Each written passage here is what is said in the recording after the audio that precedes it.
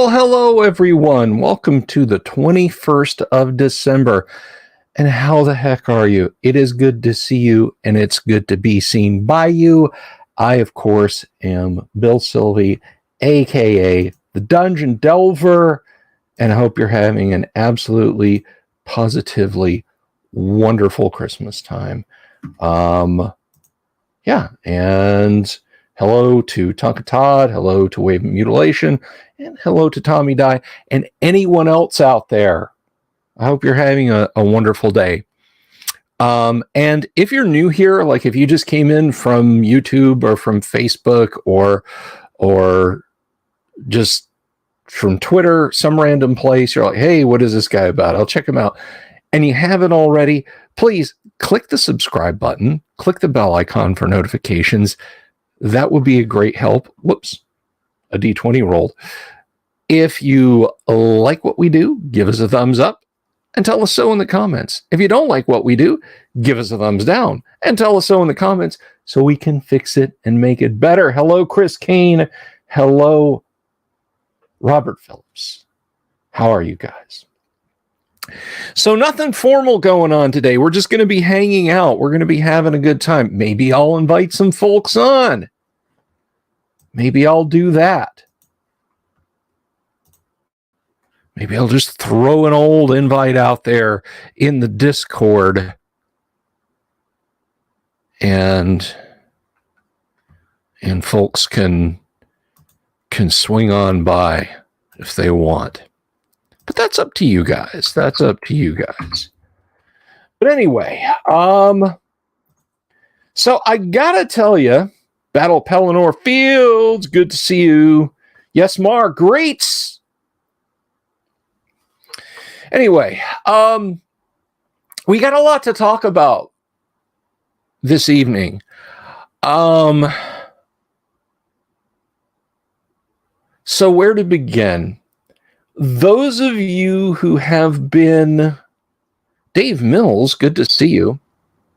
Those of you who have been just kind of kicking back, watching the flames of the end of 5e D&D and the beginning of whatever they're look. Wizards of the Coast, guys, bubby. You tried this. It's not going to have a number with 5th edition. Everybody calls it 5th edition. You gave up and started calling it 5th edition. This D&D 1 or 1D&D, everybody's going to call it 6th edition. We are creatures of habit. All right?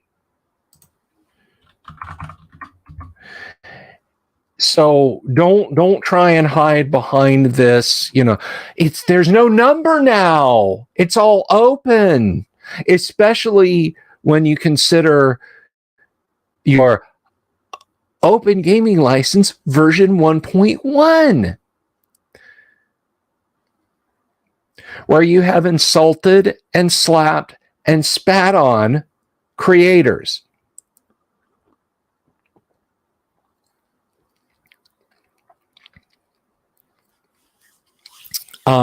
It's a joke. It's ridiculous. Keep operating under the OGL 1.0. Please, I implore you, if you're publishing. That's right, Dave. The D&D was in you all along. It was never in a book. It was in you all along. But here's the thing.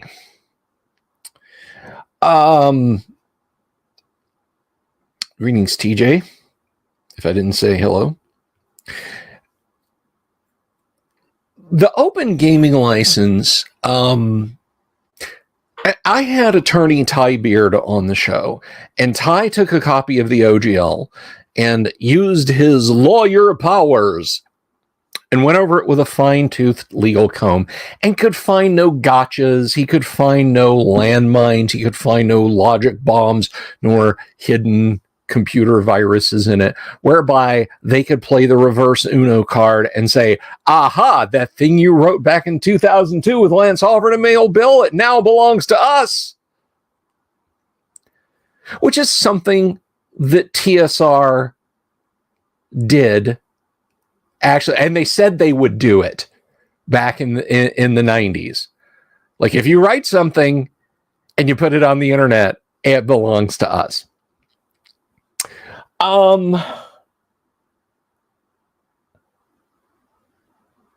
So that allayed a lot of fears I had, but I'm going to tell you guys directly, I'm going to tell you something specific about this. I don't believe that they don't have something nefarious in that. They have already said you will owe them royalties, except they won't say how much if you sell past a pertinent amount. And the backhanded insult that they made to creators was, we're only going to look at royalties if you start making money in it. Now, we'll require everyone who makes money using OGL stuff, send us a statement and tell us how much money you made, but only if you made more than $750,000 do you owe us any money. But don't worry about that. That's probably not you. You're not going to be successful selling your stuff.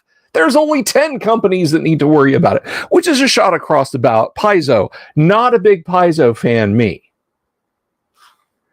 But that is a direct shot at Paizo, who made bank and fat stacks when the failure that was 4E D&D came out.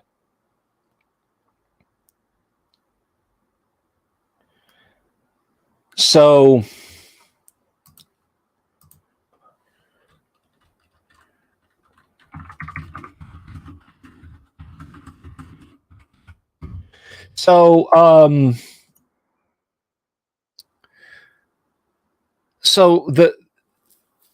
they basically took a shot at Paizo, who will probably clean up with Pathfinder 2.0 when 6E starts to tank.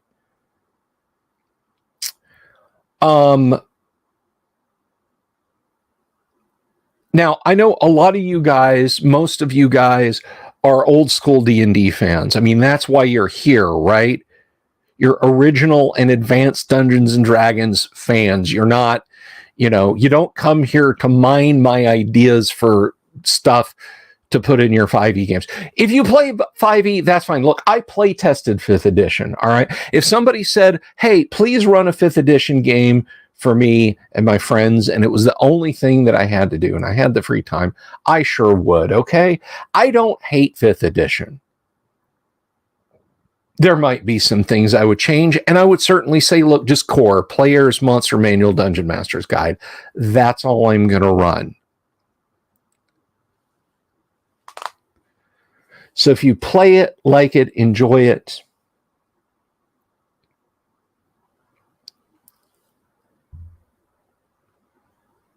but they are definitely getting ready to start putting the screws to creators. If you think you have a world-beating product, get it out before 2024. A woman with the last name of Williams is coming to fundamentally change how D&D works. Boys and girls, those of you who've been in this hobby longer than not, and I've been in this hobby for 40 plus years. Okay? D&D was 6 when I started playing it.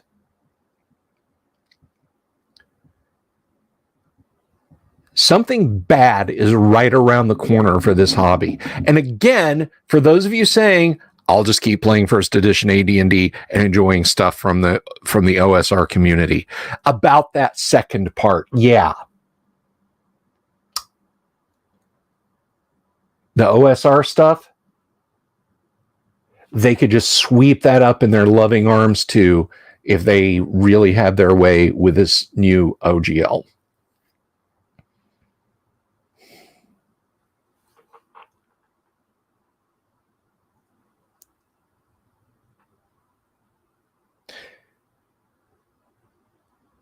There are bad things ahead for Dungeons and Dragons. And let me tell you something.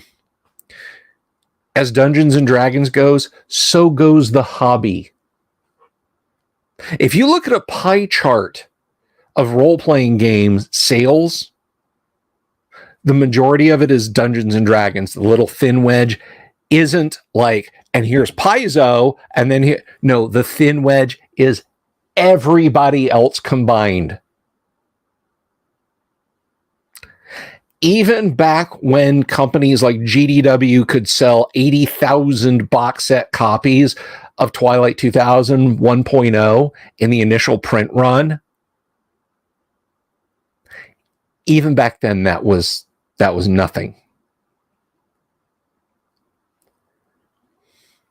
Bad things are afoot. The language in that press release from WotC today sounds an awful lot like TSR when they talked about their IP and how they would license it.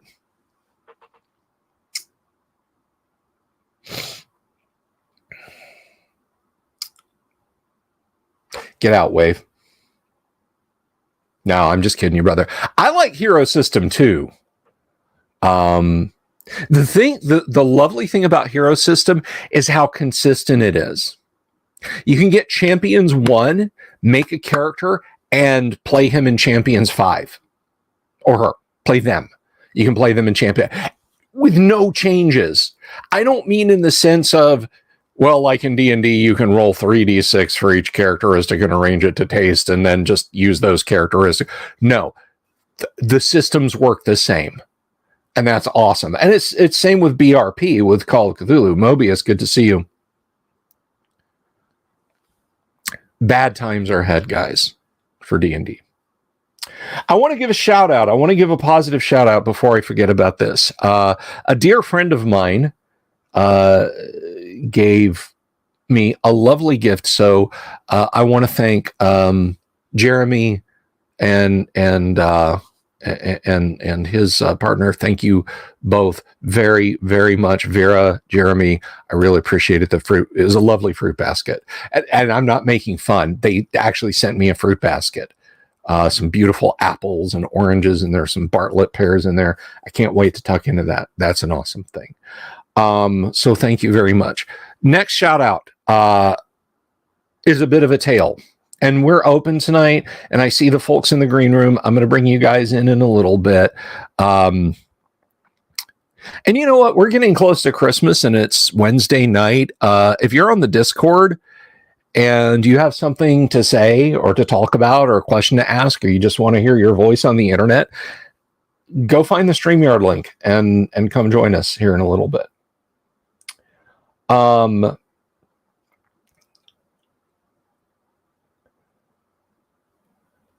The next thing I want to talk about, have you guys ever heard the phrase tragedy viewed from the wings is comedy, or comedy viewed from the comedy viewed from the wings is tragedy, something like that?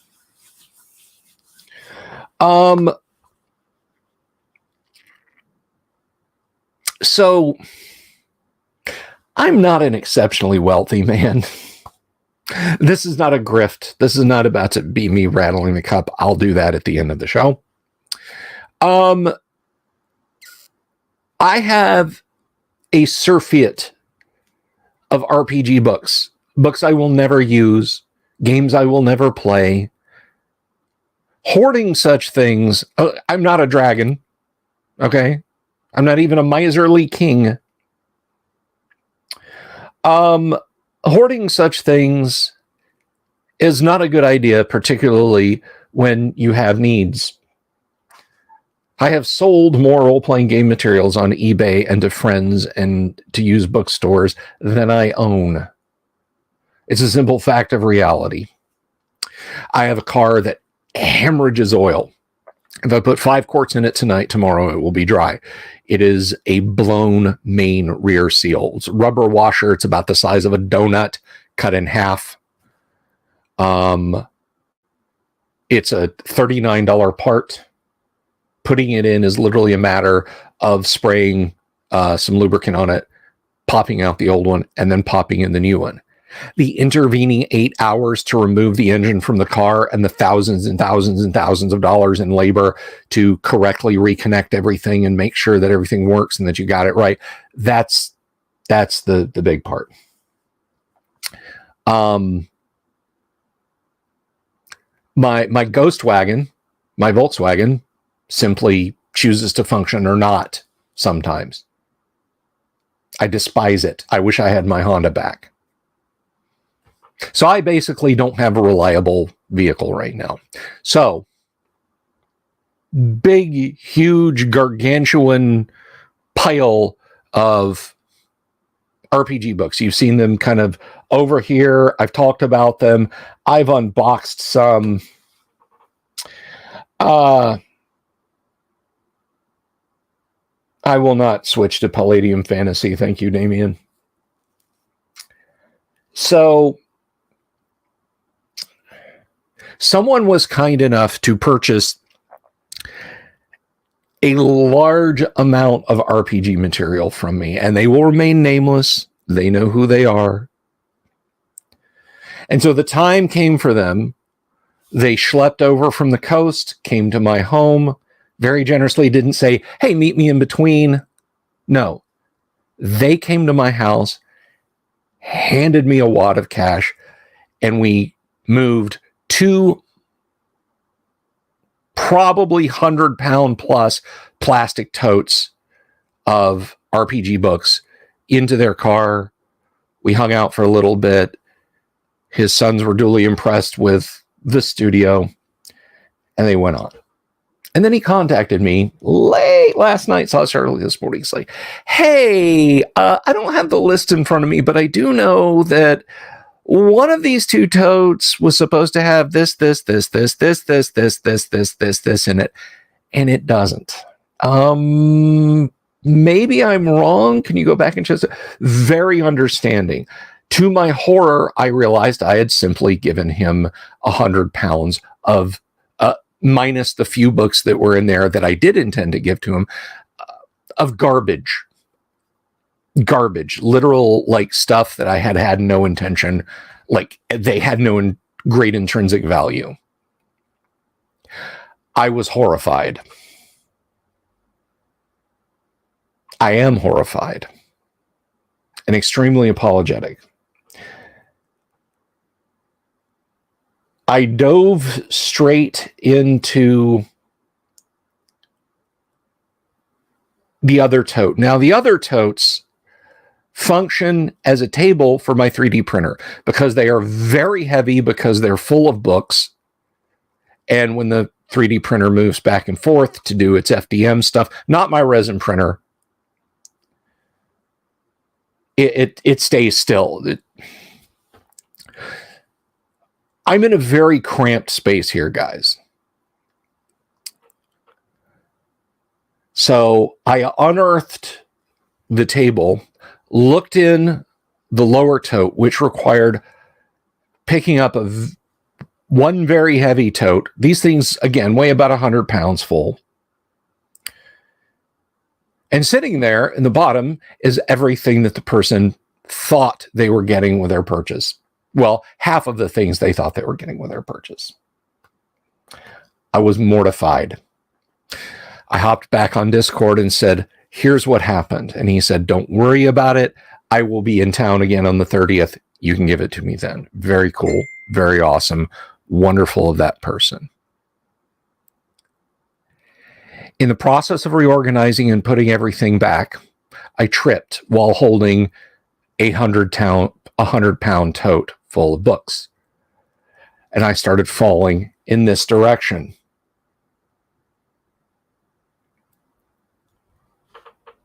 There's a television on the floor over here. Well, a computer monitor, a 27-inch computer monitor. There's a thin wooden door between here and the outer garage that if you rammed it while carrying a 100-pound tote of books, I would have crashed right through it. So I'm stumbling around trying to not die. I drop the tote of books on my foot, turn around to not fall, and my hand lands right here. And I destroyed the side of my, well, I damaged the side of my OD&D box set.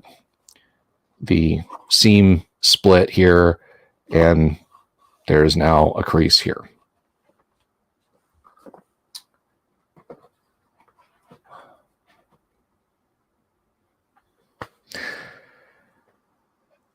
I am exceptionally sorry to the individual who purchased the items from me. They know they're going to get the right things. And when I told them what happened, maybe it was the curse of the horse. When I told them what happened, this is how good this person is. This is how wonderful this person is. He said, hey, I've got a couple of OCEs that are in just as good a shape as yours was before you crushed the side of the box. I'll simply swap boxes with you. Eat your books, I keep my books, and we'll swap boxes. This is the kind of community that I have and that I never, ever want to lose. This fellow went out of his way to come to his house, to come to my house from the coast of Florida. I'm in the middle of the state. I'm not easy access to the beach. Like anyone who thinks, oh, you live in Florida, you go to the beach every weekend. Yeah, no, I've been to the beach once in the last decade. I go to people's swimming pools more than I go to the beach. It's an hour to the east. It is 2 hours to the west through traffic, which if you follow me on Twitter and you saw that picture I posted up of a traffic jam like 10 miles outside Orlando, and you can see the skyline in the distance. And the caption is, interesting fact, Orlando is 1 hour away from Orlando. It's true. It's not easy.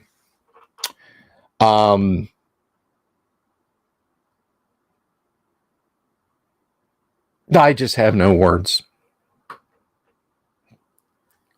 I was the person who screwed up. All right. And by the way, my foot's fine. Amazingly, incredibly, I didn't wake up this morning and my toe wasn't like swollen up like a grapefruit and purple and the nail like trying to pop off.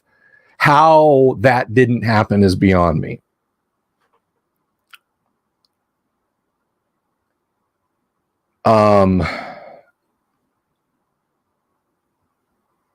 So yeah,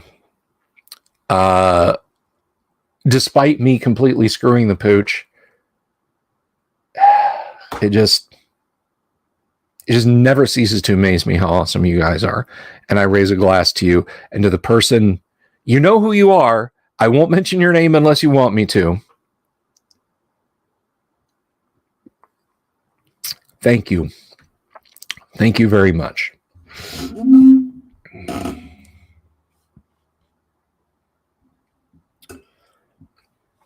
Now, let's talk about the Advent. So it's the 21st day of Advent. We only have 3 more. We only have 3 more Advent doors to open. So let's pop this open. Now, this is the Dudragao Advent dice calendar. Pardon me a moment.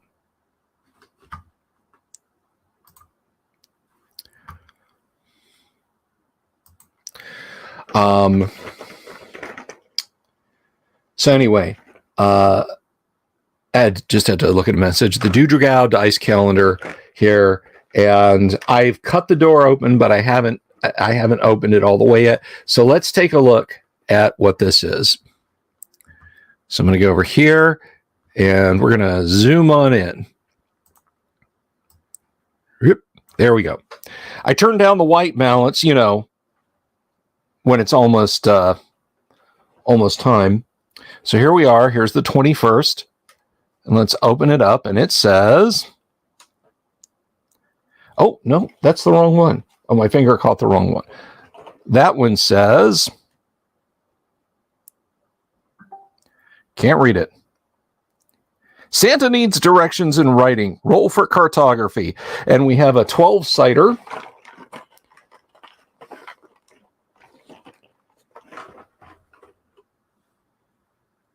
We have a 12-sider. Don't know if that'll come into focus.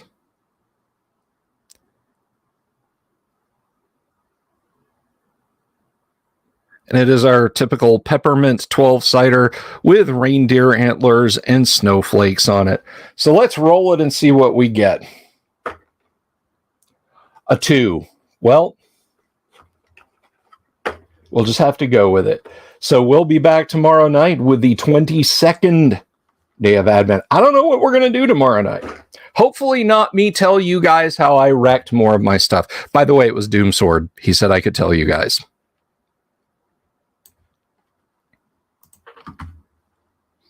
You want to eat? I know, right? Like, I just want to pop them in my mouth. They're going to be nice and minty. No, they're going to be nice and tooth destroying. Bob, they're not the easiest thing to read, and this webcam's autofocus and my lighting are terrible.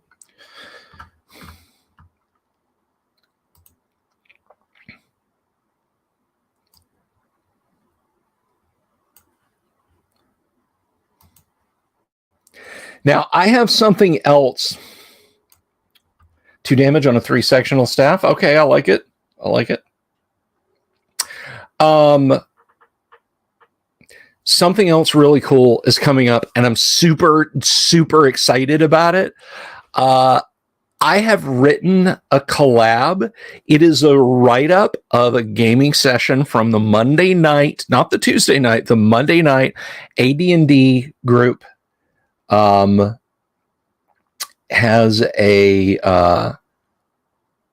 an adventure. Someone reached out to me and said, hey, we'd like to read that online if you would write it up for us. So I put it together. I don't want to give it away yet. They mentioned it tonight at the end of one of their weekly or daily, just about. They do pre-recorded stuff that's like 15 or 20 minutes long, so it won't drive you guys bonkers. And as soon as they tell me it's okay, I'll tell you guys who it is. But I'm so excited, and I really hope it goes well. And I hope lots of people will come over and subscribe when they see it. I hope it's really good for the channel. But it's that they asked me. It's that they said, hey, do this. I mean, as some of you know, I have years, plural, of weekly game summary typed up. If I was any kind of a good prose writer, I could probably start writing a fantasy epic, but I don't want to. The problem with doing that, and I see you folks in the green room, don't worry. The problem with doing that is I don't want to get to the point where I'm driving my game with the wants of literature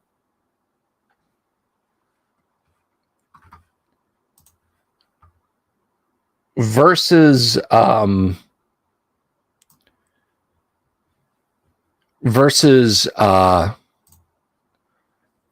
the desire to have a good game. When all is said and done, at some point in the future, if someone came to me and said,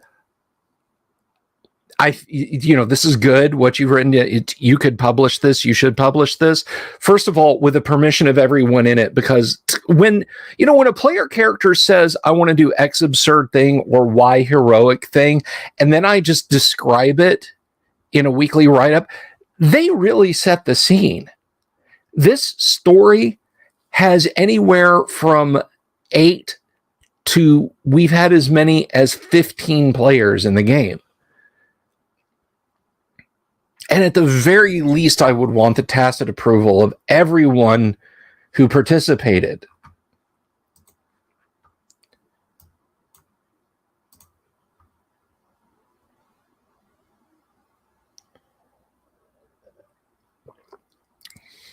So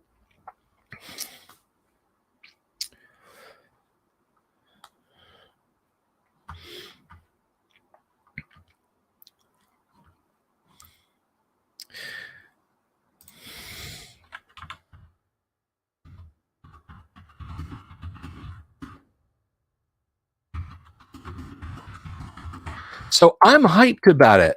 And as soon as I know, you guys will know, because these are two fun people who do their live stream. I might have given away a little bit by saying two people, but we're not going to talk about it anymore, lest loose lips sink projects. I have found out over the last year that more screw ups on my part. T-shirted historian, hello. Tomorrow's show. What is happening at tomorrow's show? What am I doing tomorrow? Tomorrow might be a classic replay. I don't know yet.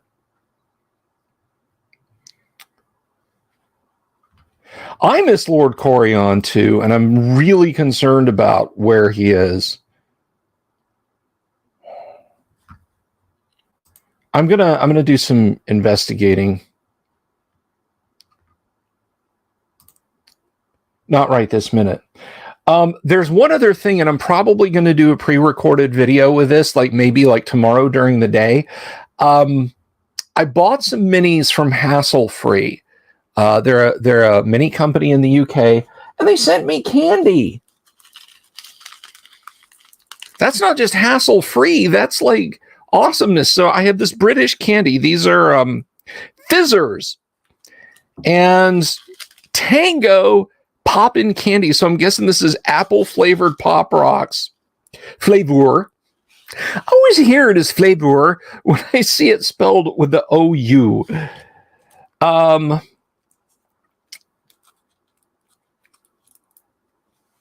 inviting some great players to hang out with me for the winter gathering Friday at 1 p.m. T-shirt, DM me on Twitter. Just fire off a DM. I will do my level best tomorrow to do that. And I have some, anyway, to go back to the miniatures, I also have some minis. So I don't know if these are going to show up on the camera. One thing I'm going to investigate is like a better light box to show off tiny things, because minis and dice are a big part of the show. So I'm going to try just one of these. And look, yes, they're cheesecake minis, okay? They are.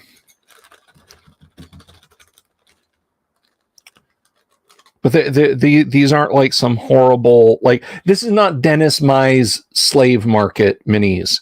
So let me try and bring this up here, and we'll see if it even works. So here we go. And yeah, that's not really. See, it keeps trying to focus on me.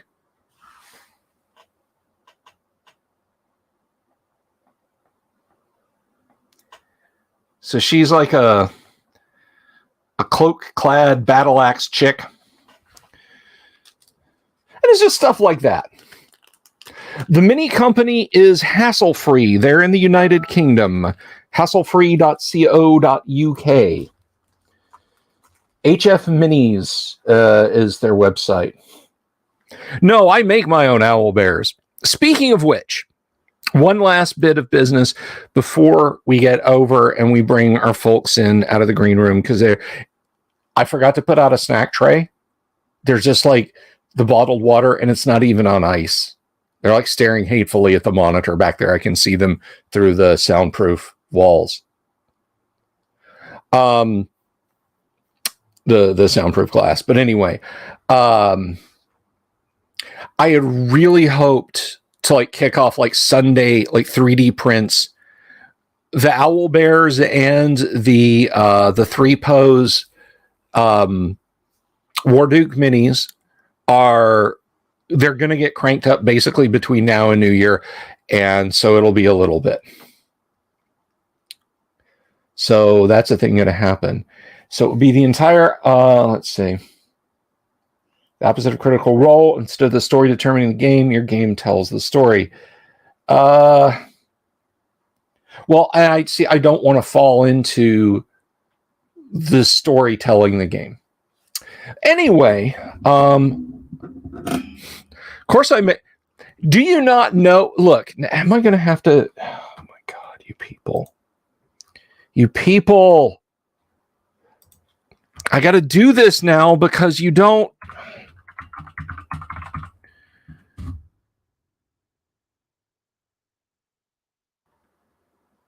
The horrible owl bear is probably the result of genetic experimentation by some insane wizard.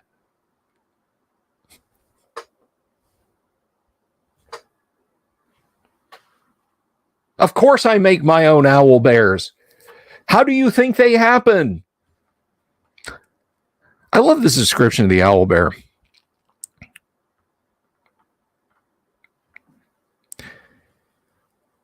They are ravenous eaters, aggressive hunters, and evil-tempered at all times. At all times. I just picture the owl bears as being a big, hunched-over guy named Ted. He's got this beat-up Cleveland Browns silk bomber jacket that he wears when he's working on his car in the fall, just as you and your family come home from church. He's in his driveway working on like a 2002 Saturn. And as everybody's getting out of the car, he slips with an adjustable wrench and hurts his hand and starts screaming obscenities and throws it against the garage, and then looks over and realizes that you're all kind of there staring at him. And he's like, "Oh, hey neighbor, sorry, just,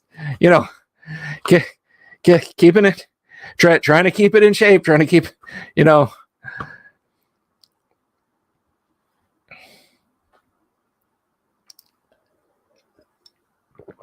So that's my thought on what the owl bear is like. And you go inside and close the door, and he just starts cursing again.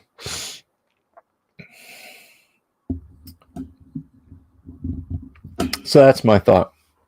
Do I have a camera in your garage? Yeah. Oh my gosh. John Candy has the owl bear. 22 of you guys out there. Let's bring some people in. Some wonderful people. I have to take the Santa hat off, unfortunately. So I'll put it right there. We're not going to be using the camera, that small camera again. You know what? No, that'll get hot. That's like active electronics. It will be damaged or something. So let me put my studio cans on. Hey, nice cans. And we're going to say hey to Sapphire. Hello. And there's Tonka Todd. The wonderful, the odd, the Tonka Todd. How are you all? Hello, greetings. Hello, hello. Well, what's going on? How you guys doing this evening? Oh, Well, can't complain. I'm doing good, and here are some things that I have actually learned today, about the OGL. Are you ready? This is like serious Todd moment here. No joking. This is serious. So, I know this is odd for people that know me, but we are centering ourselves for you, Todd. Okay. You don't. So I'm a part of another Discord that is just a bunch of marketing guys, right? Okay. And a lot of them also are in the hobby, right? Okay. Mm-hmm. So 1D&D has kind of been a hot topic in the other Discord, right? Because we've been, batting some things back and forth. Well, then I learned something today that according to the Supreme Court, a company cannot, let me repeat, cannot copyright mechanics for a game. It would be like Monopoly saying, well, you roll 2d6 to move around the board. We're going to copyright that. Nobody else can do that. Well, no. Most every board game, you have to roll dice, right, to move around the board. So here's the kicker. WotC cannot copyright rolling a D20.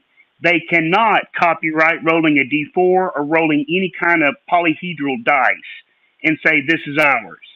The only game mechanic that actually is copyrighted is from Magic the Gathering, and it's from the term, not the motion, but the term tapping. I don't know if y'all have ever played Magic the Gathering, but anyway, there's a certain thing you do to your cards to play more cards, and it's called tapping. The phrase is copyrighted, but not the action, because you can't copyright the action. Therefore, the OGL is pointless.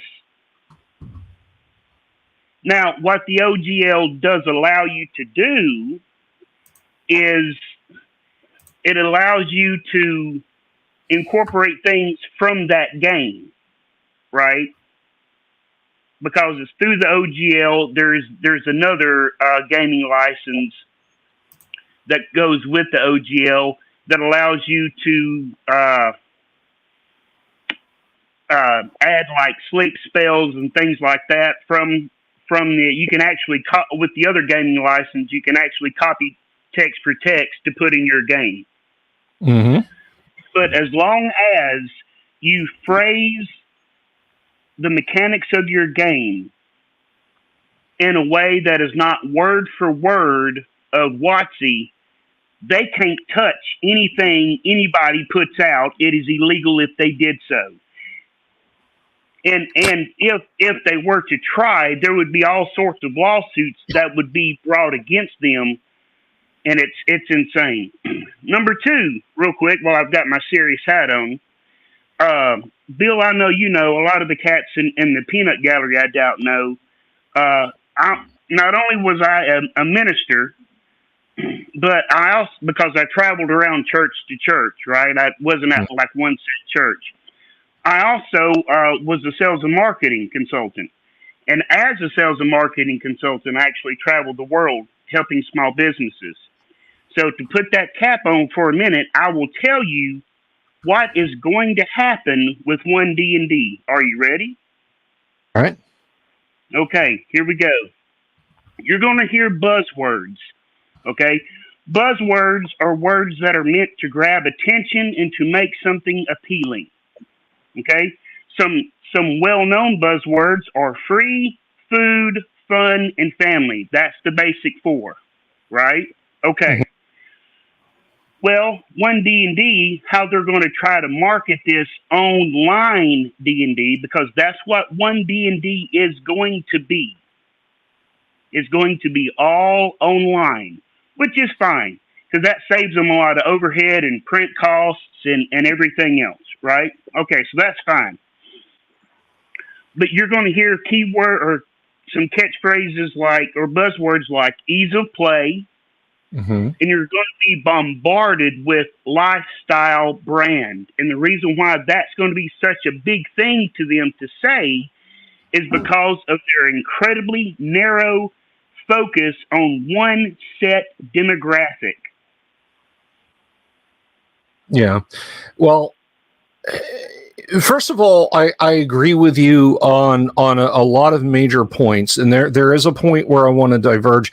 And Sapphire, I know you've had some stuff to do with business and finance, and I would like your input on this. And you're kind of sitting down at the end of the bar quietly, but trust me, I do want to hear from you about this. But this is one of those times when I wish I could just like snap my fingers and make someone appear on the show, because a great third here would be Ty Beard, and I mentioned him earlier. Maybe he's like Beetlejuice if I say Ty Beard there. I've said it 3 times. No, he didn't appear. But anyway, let's just get to the point of divergence. And one thing, and I have to caution people. Look, it is not 2001, 2002 anymore. All right. It's not even 2006, 2007 when people are kind of coming out and blinking. They're out of the shadow of devastation that TSR wrought over creative individuals. And here's the thing, Tonka. I asked Ty point blank. I said, look, if I decided to publish a generic fantasy adventure where I went, it's what I call the G1 stat block. If you look in Dungeon Module G1, Steady in the Hill Giant Chief, Gary lists number of monsters, hit points. That's it. No armor classes, no movement rates, no special damages, no attacks.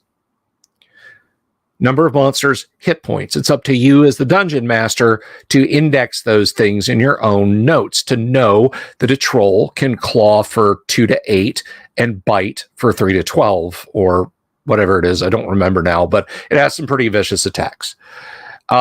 Just the number of monsters and their hit points. Oh, and what treasure they're guarding. He does customize the treasure room. I said, if I published a module like that, and this was towards the middle or towards the end of a long discussion we had on the show, a very fruitful and educational discussion about the nature of the open gaming license. And I said, could Wizards of the Coast sue me? Would I be safe from being sued? And Ty is an attorney. He deals with more than a couple of high-profile cases that have pertained to geek hobbies. And Ty told me point blank, and I believe this, and this is something I've confirmed by other attorneys. Anyone can sue you for anything. They might not have a hope in hell of winning.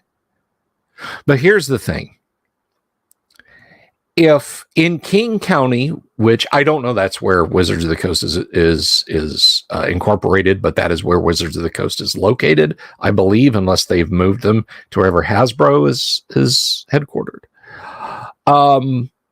If they file a complaint with the King County Superior Court saying that Bill Sylvie says the words Dungeons and Dragons and we think that it damages our brand. Now, Todd, you know, Sapphire knows, and most of our audience is probably aware that is a bold-faced lie. I know of someone who has damaged the Dungeons and Dragons brand, but we don't talk about that person on this show anymore.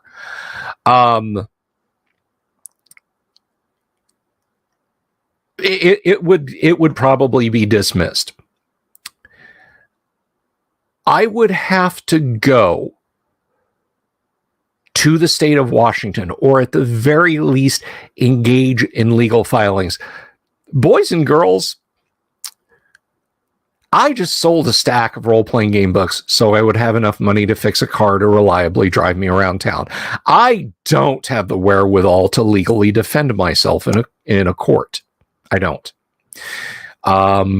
If Wizards of the Coast decided to sue me and said, you can stop doing this forever, or we can take everything you own, even if I knew I could defend myself, I couldn't afford to defend myself. It's called a chilling effect. So, Todd, I understand your enthusiasm. I feel the same way. Anyone can sue you for anything. Your neighbor down the road can sue you just because they don't like you. His dogs bark and they keep me up all hours of the night. Here's a lawsuit.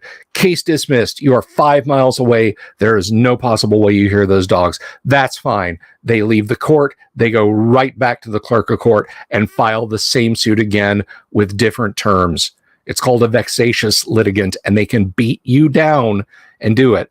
So anyone can sue you for anything. Now, the finding that you're talking out about with unpatentable game rules is TSR versus Mayfair. Mayfair published supplements for first edition Advanced Dungeons and Dragons. TSR sued them time and again. A judge told TSR point blank, the only thing you can copyright is your presentation of the rules. But the idea of saying hit points, armor class, swinging a sword to hit someone, that can't be patented. That can't be copyrighted. So that is what that is what small creators are going to face. Is a vexatious Wizards of the Coast who don't think they can win and won't act like they can win. They will simply assume that you can't afford to win. That is the danger. That is my concern right now, because I find them to be highly prone to pulling something like that. And I want, at least from a money standpoint, do you have any insight on this, Sapphire? Well, coming from a business standpoint, while they could do that, they're risking bad PR, and they're going to take that into effect if they're going to be going after little people in that, because of the way the society is. News gets out, it's going to go viral, and you get enough, this big companies picking on these little people, that's going to cause them so much money to try to fix that they're going to look at that and determine if it's worthwhile before they even start those lawsuits. And that's just strictly a business standpoint. Well, I definitely think that's a fair point of view. That's a fair way to look at it, is how much goodwill has Wizards of the Coast built up, and how much are they willing to burn? I mean, when Wizards of the Coast released the open gaming license in 2000 with the release of third edition, again, there were a lot of people who were like, it's like you're trying to get, and I'm sure, Tonka, you'll get this reference. You're trying to get the shy stray dog to come so you can pet it and be nice to it. So you lean out with a treat, and they jump back 30 feet and growl. And then it's like a half an hour of laying on the ground, slowly pushing the treat to them. That was what Wizards of the Coast had to do to get people to trust that they were not going to beat them.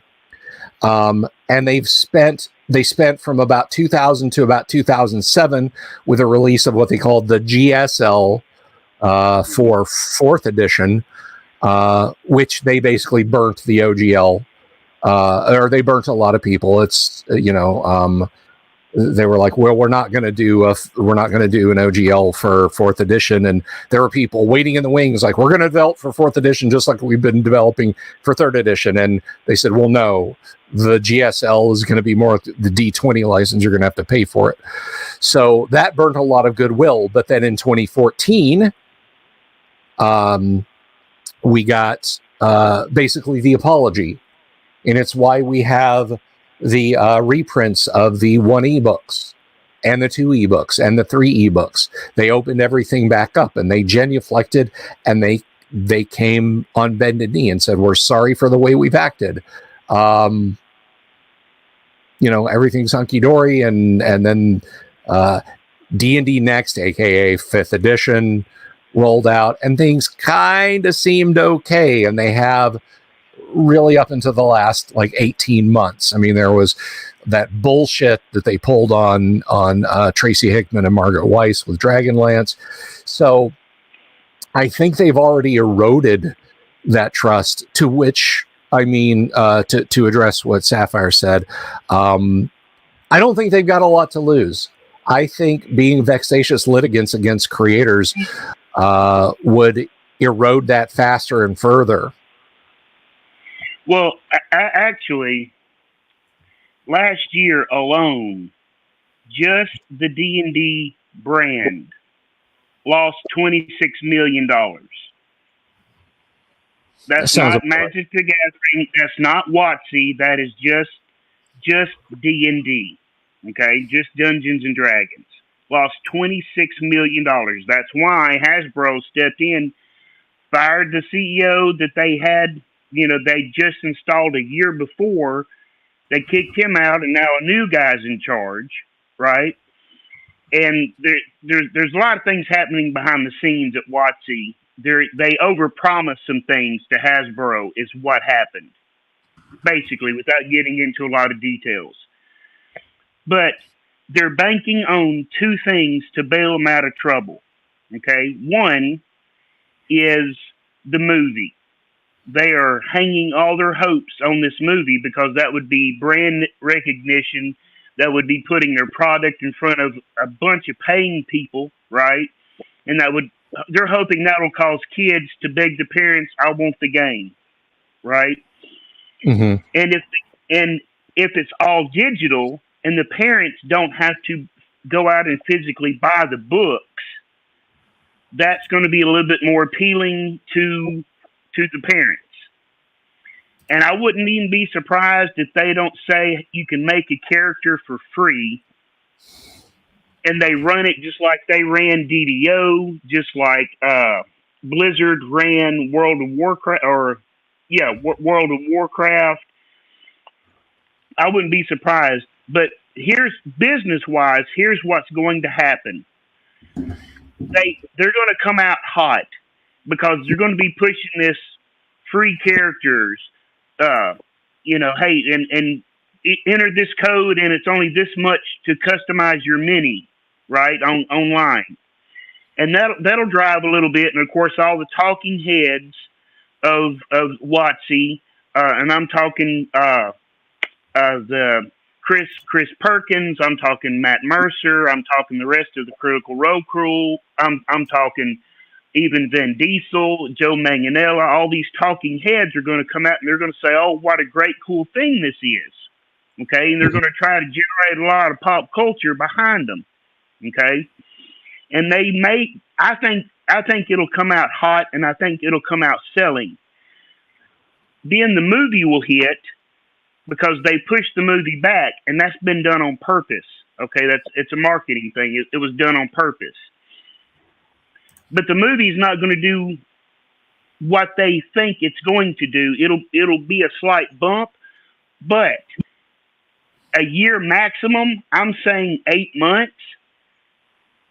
All of a sudden, the shiny new toy isn't going to be shiny and new, and they're going to start hearing the same complaints that WotC heard about Magic the Gathering when Magic the Gathering had a lot of people leaving their card hobby because you had to pay to play. He who spent the most money on their deck won the game. That's what Magic the Gathering boiled down to.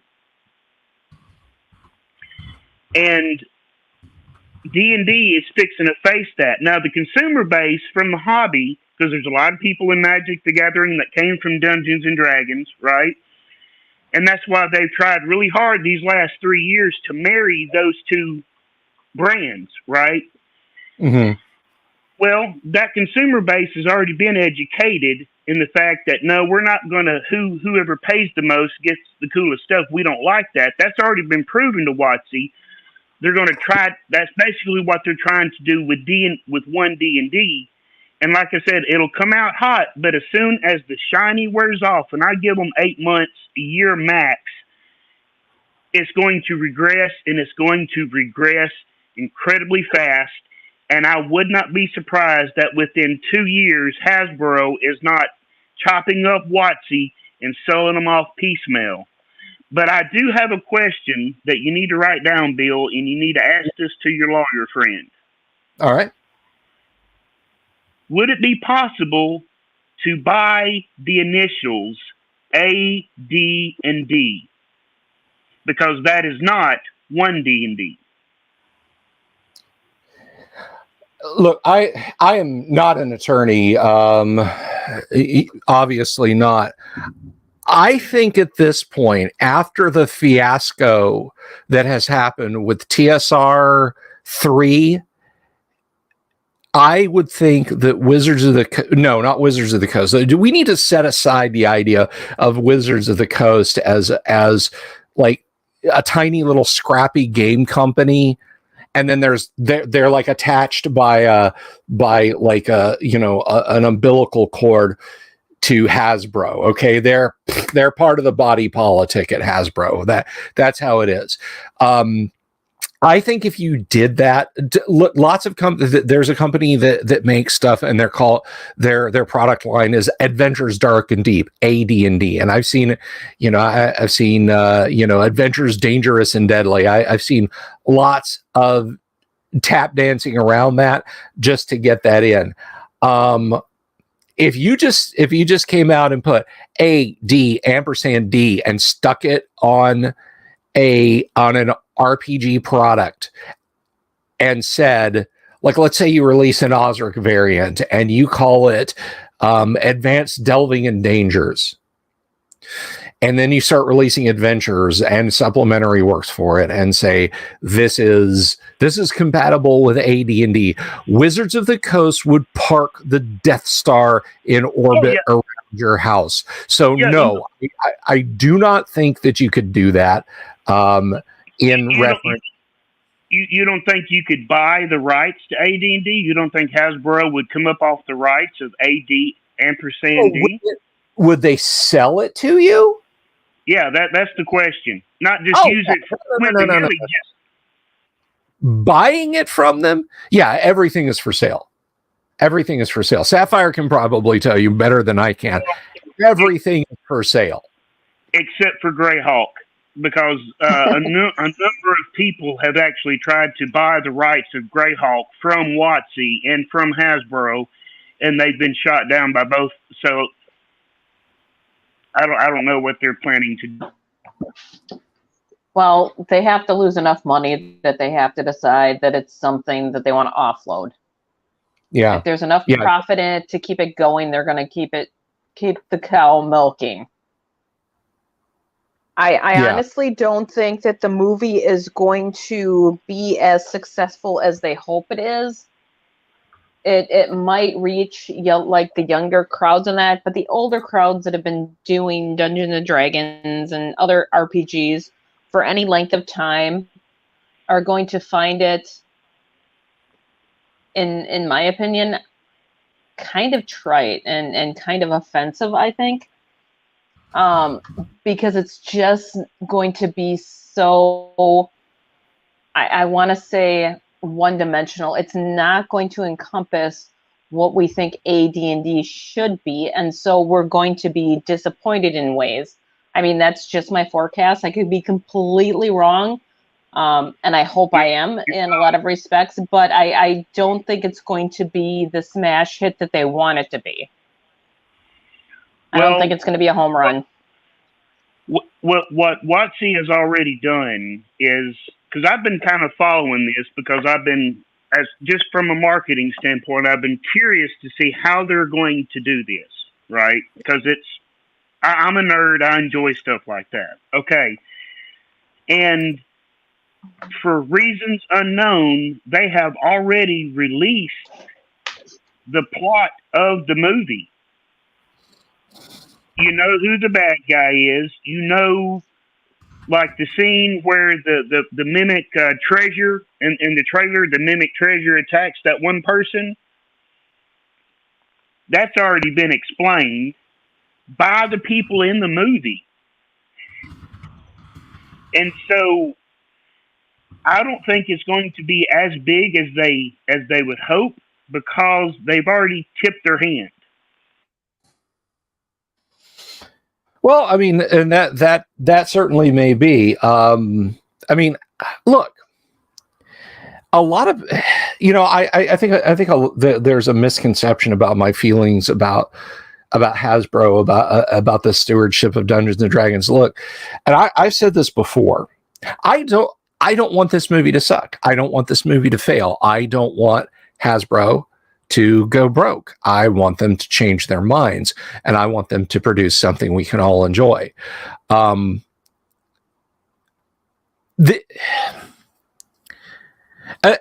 once made a very poor analogy about Dungeons and Dragons, and I don't want to stay too super serious about this, but my poor analogy was this, and it was, don't you think that Chevy would profit if they sold, like, all the way back, if they just went back and got the tooling together and started making like every kind of Corvette, like just like you can go in and buy a 1953 Corvette, but with modern conveniences and safety features. First of all, that wouldn't work. You'd have to redesign the damn car, and what you would be left with would not be worthy of the name Corvette. Rather, like the new ones. They already have those. They're called kit cars. Yeah, I know kit cars, but that's not. That's not from Chevy. That's the equivalent of Osric to AD&D. But no, it's a poor analogy because all Wizards of the Coast literally has to do, all Hasbro has to do, is to simply print a tiny amount of books. They know how many AD&D books they sold. One afternoon's worth of work from an intern to create a web poll and ask, just to ask around, will you buy this? Is this something you're interested in? And just stick to the core. Just make it an evergreen product. You'll make that much more money. You will make that much more money. I would love to be able to tell people all the time. People say to me, hey, Bill, you've really got me enthused about playing D&D. How do I get started? Get a Dungeon Master's Guide, a Monster Manual, and a Player's Handbook for 1E. Wow, I've seen those on eBay. They sure are expensive. You don't have to get them on eBay. You can get the PDFs and print on demand, and that makes them happy. But then when they say they have to wait a month, 6 weeks to get the print on demands, let me tell you, my co-host Kyle is right about this. Everybody hoards PDFs. Everybody hoards RPG PDFs. And you say, this looks really cool. And you pay for it and you download it and you don't ever do anything with it. Ever, ever, ever, ever, ever. You never print it out. You never sit and leaf through it.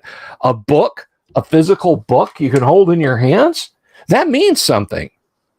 Oh, I use PDFs all the time. Well, you're a weirdo. But anyway. I do the Control F, and I find what I need exactly. I mean, spells, boom, there it is. I could not DM without PDFs. It would be a horrible process of gaming with me online if I could not have the PDFs. Fortunately, most of AD&D is now in here. I couldn't tell you my daughter's birthdays without having to think about it for a long time, but I know what the weapon speed factor for a longsword is. Anyway, all kidding aside, the armor class of the owlbear. Armor class of the owlbear. But the point is, they are sitting on a treasure trove. There is no profit. There's anti-profit in continually firing. There are people who will never want to play anything except original D&D. I've met them. Don't you think it would make them happy if they could tell their gaming group, you guys can go get your own D&D, your own OD&D sets if you want. You can just buy them, as opposed to, well, I have PDFs, I'll print them out for you. It's incredibly easy for Hasbro to make more money with D&D by unfiring everyone. Don't fire the 5e fans, unfire the 4e fans, unfire the 3e fans, unfire the 2e fans, unfire the 1e fans, and all the flavors of basic. There's like 9 versions of basic Dungeons and Dragons. And original D&D fans. It's really quite simple. If we're so small that we don't matter that much, what's the harm in catering to us? It won't damage your brand if we're that insignificant. If we're so significant that you're worried about it impacting your profits, then you will make those profits back by catering to us. So also, another thing to think about there, and one thing that TSR didn't do, and I believe that this mistake has been repeated by whoever has owned the rights to D&D. Okay, look at video game consoles. When Sony first came out with the PlayStation, did you know when you bought the first PlayStation, right, the PS1, that Sony was losing money on every actual console that they sold? Yes, they were loss leaders. Because they made that money up and then some with the games that you bought. Atari, my old Atari 2600, same thing. They lost money on the console, but they made up for it in the back end with games. Yes. I believe that's how. If I owned WotC, that's how I would look at it, because we may lose a little bit of money on books, and with all these different editions of books, okay, because they're not buying the next best shiny thing, they're buying these other over here, which aren't as expensive. Okay, but I'm going to make my money up selling adventures, and for whatever reason, TSR is a little guilty of it. WotC is definitely guilty of it. Where are the modules? Where are the games to be played with this mechanical system? That think how horrible the 5th edition people feel. They've been made to buy Player's Handbook, DM Guide, Monster Manual. I believe there's another Monster Manual in there somewhere with 5th edition. There's Tasha's Book of Yuck, which, by the way, is the demarcation of 5th edition fans. Everything Tasha's and beyond, like the core 5th edition fans, want nothing to do with. It really is the unearthed arcana of 5th edition. It is. It really exactly. And what but you've got Tasha's, you've got the other thing that had the beholder on it, you've got the other book. There's like 5 or 6 books. Well, you've got you went off and you did Spelljammers and you did all kinds of other side type games. So well, but on Spelljammers they took, in my opinion, a horrible game, but that is beloved by some in the community. I get it, because when played at our table, it was fun and campy, but we did it for one shots. We didn't run campaigns in it because it was just it wasn't our cup of tea. But they took something like that and drove it in the ground. I mean, drove it in the ground. It was horribly received by even the new people, because they were excited. Oh yeah, I've heard my dad talk about this, or I heard my uncle talk about this, or whatever. I'm excited. And then it came out and they were like, oh. And it's quality. They dropped the ball on quality. The quality of content is not there. They've left the DM completely out. Everything they're releasing isn't for the DM, it's for the players. But I don't. It's a sinking ship. If you want my professional business opinion, if I was to look at it, I would tell WotC, you're on a sinking ship right now. Yeah, no, I agree with you. I mean, this is one of those things, again, when the dust settles, I would really, really like to kind of sift through the wreckage and look at exactly what went wrong. I mean, and I realize, like, I get it. Okay, we're over here holding a wake for something that's not dead yet, but the reality is that nobody with a lick of sense doesn't look at this hot mess and think that there's not something really wrong. And all I can do is say, as a fan of classic Dungeons and Dragons, to quote John McClane, "Welcome to the party, pal." Just, but the thing that bothers me is we in the OSR community, when we got the ball rolling back in the early 2000s, all right, it was me and it was Dragon's Foot, and it was the guys at Dragon's Foot and guys at Knights and Knaves got the whole OSR jump started. We were, we've got 20 years of that momentum behind circumventing and hacking, and I mean that in the computer software sense, hacking the OGL to make things right. I really feel for and I've seen this bandied around. I'm going to put this up on screen here, and this, I literally, like, this touched my heart. on I saw this on Twitter, and I was like, I kind of chuckled about it. But these guys and girls, women, men, whatever your designation is, your preference is, there's people looking for lifeboats because you don't know if you've been like, all right, this is it, man, 2023, whatever comes, we're going to get this home campaign, we're going to edit it together, and it's us. So you just took the OGL away from us. And my heart goes out to those people who are fans of newer editions who wanted some of this, and they now, Wizards of the Coast just yanked the rug out from under them today. Well, the thing that I do not understand is, and Hasbro, the people at Hasbro should be smart enough to have enough sense to survey the landscape, looking before they leap.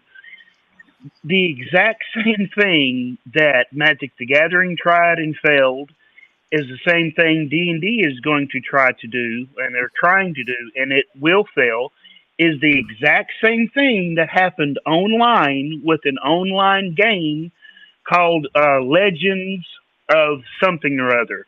I don't play it. I don't know it, but it was all the rage on the Twitch, and it was all the rage on the YouTube, and the people that played the Legends game, were like pretty big influencers. And so instead, when the company went to try to better themselves, instead of going to their consumers, the people that actually bought their products, they went to the influencers. And the influencers said, oh, well, it would be cool if you did this and that and this and that. Well, these influencers were playing online against other people, and 90% of people that bought the game didn't play online against other people. They played the story mode at home by themselves. And so those changes made the game more difficult for the new person, and they bled money, like to the point of almost bankruptcy. So it amazes me that this company is just repeating what other people have done and failed. I mean, the definition of insanity is trying the same thing over and over, but expecting a different outcome. Yeah. Go ahead, the Steph. problem is companies sometimes will hire people that don't look at other track records, that they look at numbers and they get so focused on their own specific areas that they don't look at other what is it, the term I'm looking for, the statistics, the books, basically, the financial statements. They aren't looking at other companies, that they are so focused on their own that they lose track that there are the point of financial statements is you can compare apples to apples. Even if they're different industries completely, you can compare things and see what works, and it applies. I mean, you take different things. I'm an accountant. I can do accounting for any business. Yeah, I have to learn the different terms in that, but accounting is an accounting. It's going to be the same. You're going to have costs, you're going to have expenses, and you're going to have income and revenue. It translates no matter what industry or product or service you're looking at, and they have to take that wider stance and look at what has worked and what hasn't worked for other companies and apply that. Yeah, and it's you hit on something I think very important when you said, they're ignoring they're just, all it would have taken before releasing this today. And I want to bring this up. I want let me see here. I want to find this. I put it on my Twitter feed today. And let me find this real quick. While you're looking The name of the game I remembered is League of Legends. League of Legends. Okay, all right. So I want to share this with you guys, and I'm gonna read this. And this is the most infuriating corporate doublespeak since the fair use statement that TSR put out. In fact, I wish I had that up, and we could kind of compare the two. But they're doing the same thing that hey, Dueling Dragon Adventures, good to see you, my friend. Good to see you. Welcome.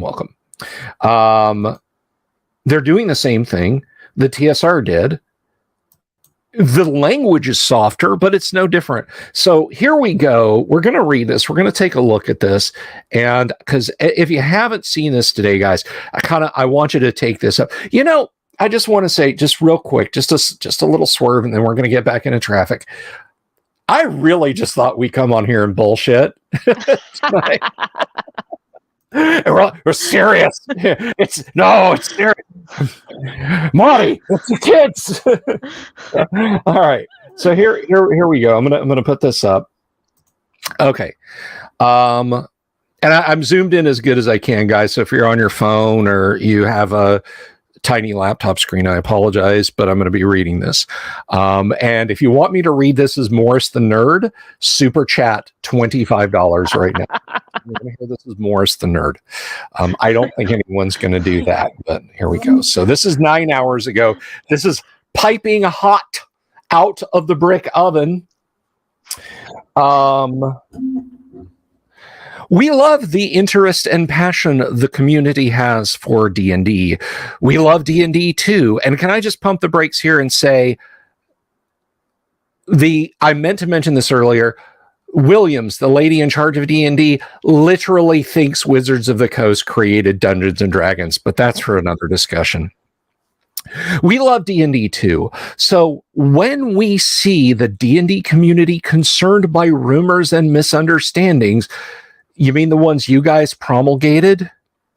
We want to clear the air and share the facts with you, even if it's a bit earlier than I originally planned. You slammed our junk in the door and we are panicking. Your money matters to us. Excuse me. You all matter to us, and we want to provide transparency. You're fucking transparent. All right, guys. On how D&D will continue supporting third-party creators, and I'll stop. I'm sorry.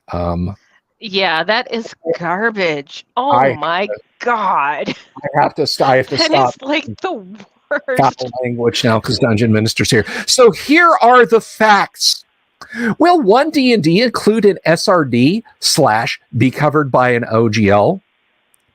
Yes. First, we're designing one D&D edition backwards compatibility, so all existing creator content that is compatible with 5th edition will also be compatible with one D&D. So in other words, you're not bringing anything to the table. You are Osborne affecting yourself in reverse right now by saying, I don't need a single damn thing you're going to sell if I'm a 5e fan. Awesome. Good job.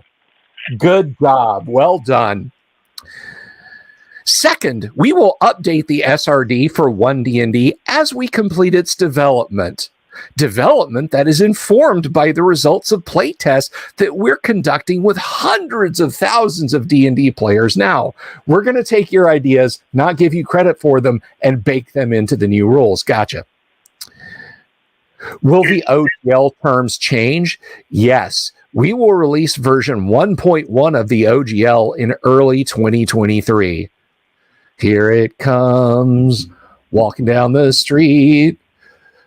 Bend over and grab your kids on your feet.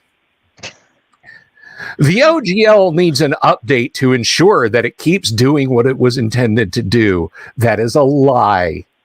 That is a lie. You are lying, Wizards of the Coast. Lying is bad for your soul. It hurts you. The person who wrote this, you're bringing darkness into your soul, and I worry for you. Allow the D&D community's independent creators to build and play and grow the game we all love. You know, like you weren't capable of doing before we said you could.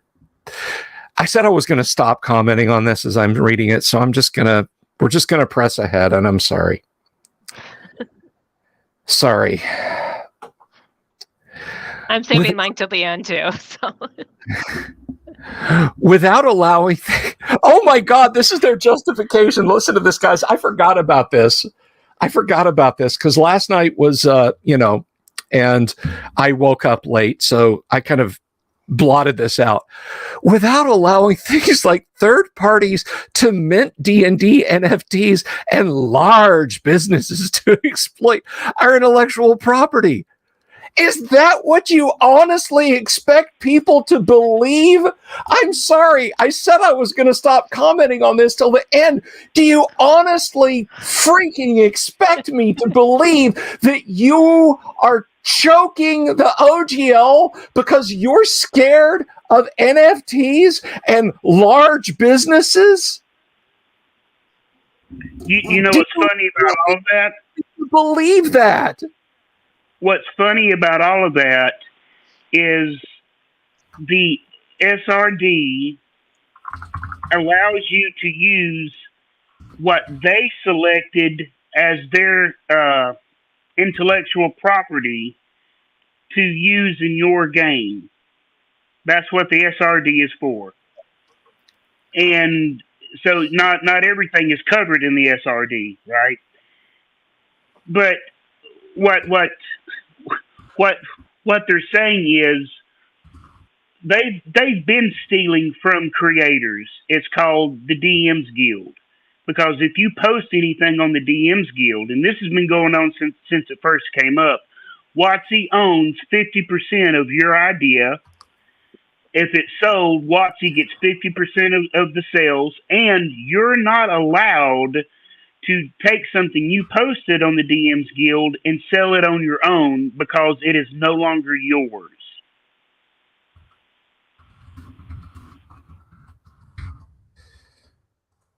That's nuts. Okay, so let me get back to. I didn't realize I was showing everybody my Twitter there, but yes, I tweeted that out. Yes, NFTs really, but wait, there's less. First, we're making sure that OGL 1.1 is clear about what it covers and what it doesn't. OGL 1.1 makes it clear it only covers material created for use or for use in or as TTRPGs, and those materials are only ever permitted as printed media or static electronic files like EPUBs and PDFs. Other type of content like all right, get ready for this shit. Like videos. I want you to see this. I want you to look at this. Like videos. They took a direct shot at me just now.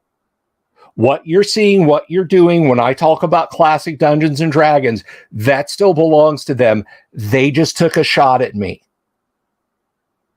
Tomorrow, Wizards of the Coast could send one request to YouTube and say, Bill Sylvie is monetized. Bill Sylvie talks about Dungeons and Dragons. Bill Sylvie gets money by talking about Dungeons and Dragons. Shut him down. That's our IP. And it's right there in black and white. And if you don't think that they don't plan to do the same shit that Nintendo has done to people who just play Mario Brothers on YouTube or on Twitch, you're damn wrong, because it's right there in black and white on that screen. And video games are only possible through the Wizards of the Coast. What is this quote from Eichmann they've got here? Wizards of the Coast fan content policy, or a custom agreement with us to clarify outside of printed media and static electronic files. The OGL doesn't cover it. Can you hear this, Wizards? Do you need me to turn it up? Well, what's going to happen is, I mean, it's like the whole discussion about Kleenex being a copyrighted name. And going back to the tissue.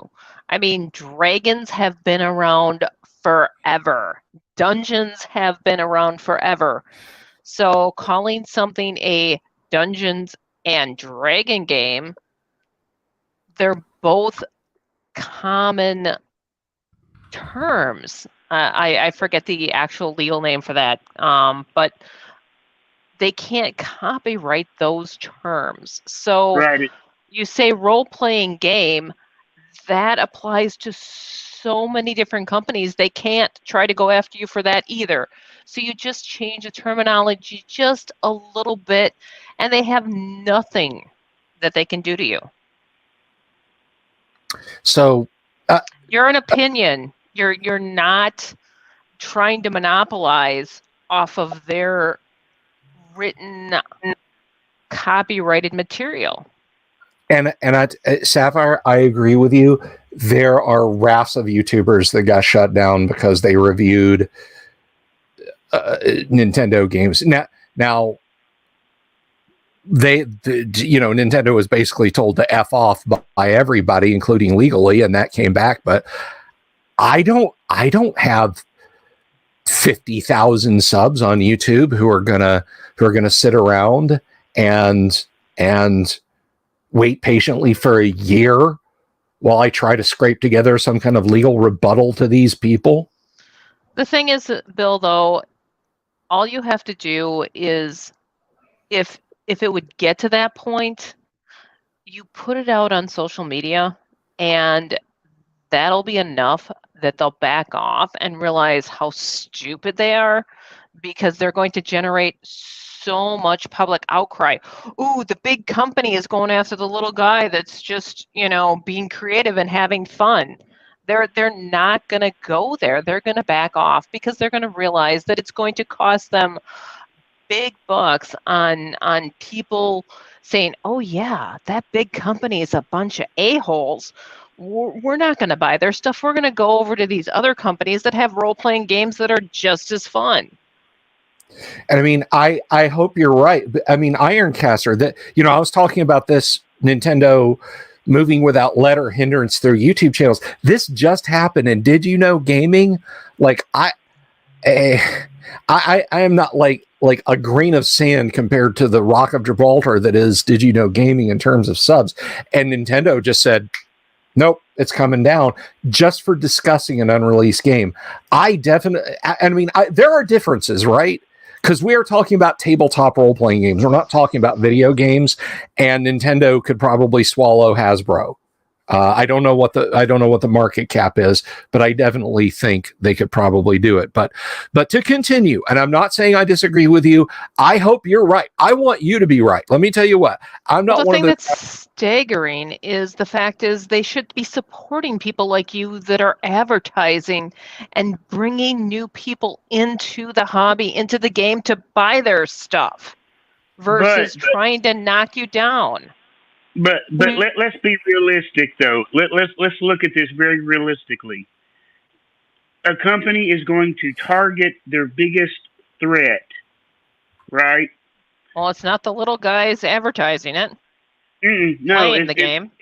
With that, I would like to see them use that and go after Paizo. I would like to see them use that and go after Frog Guide Games. I would like to see them use that and go after Cobalt Press. I would like to see them use that and go against some of the other, they're still small, but some of the other bigger players.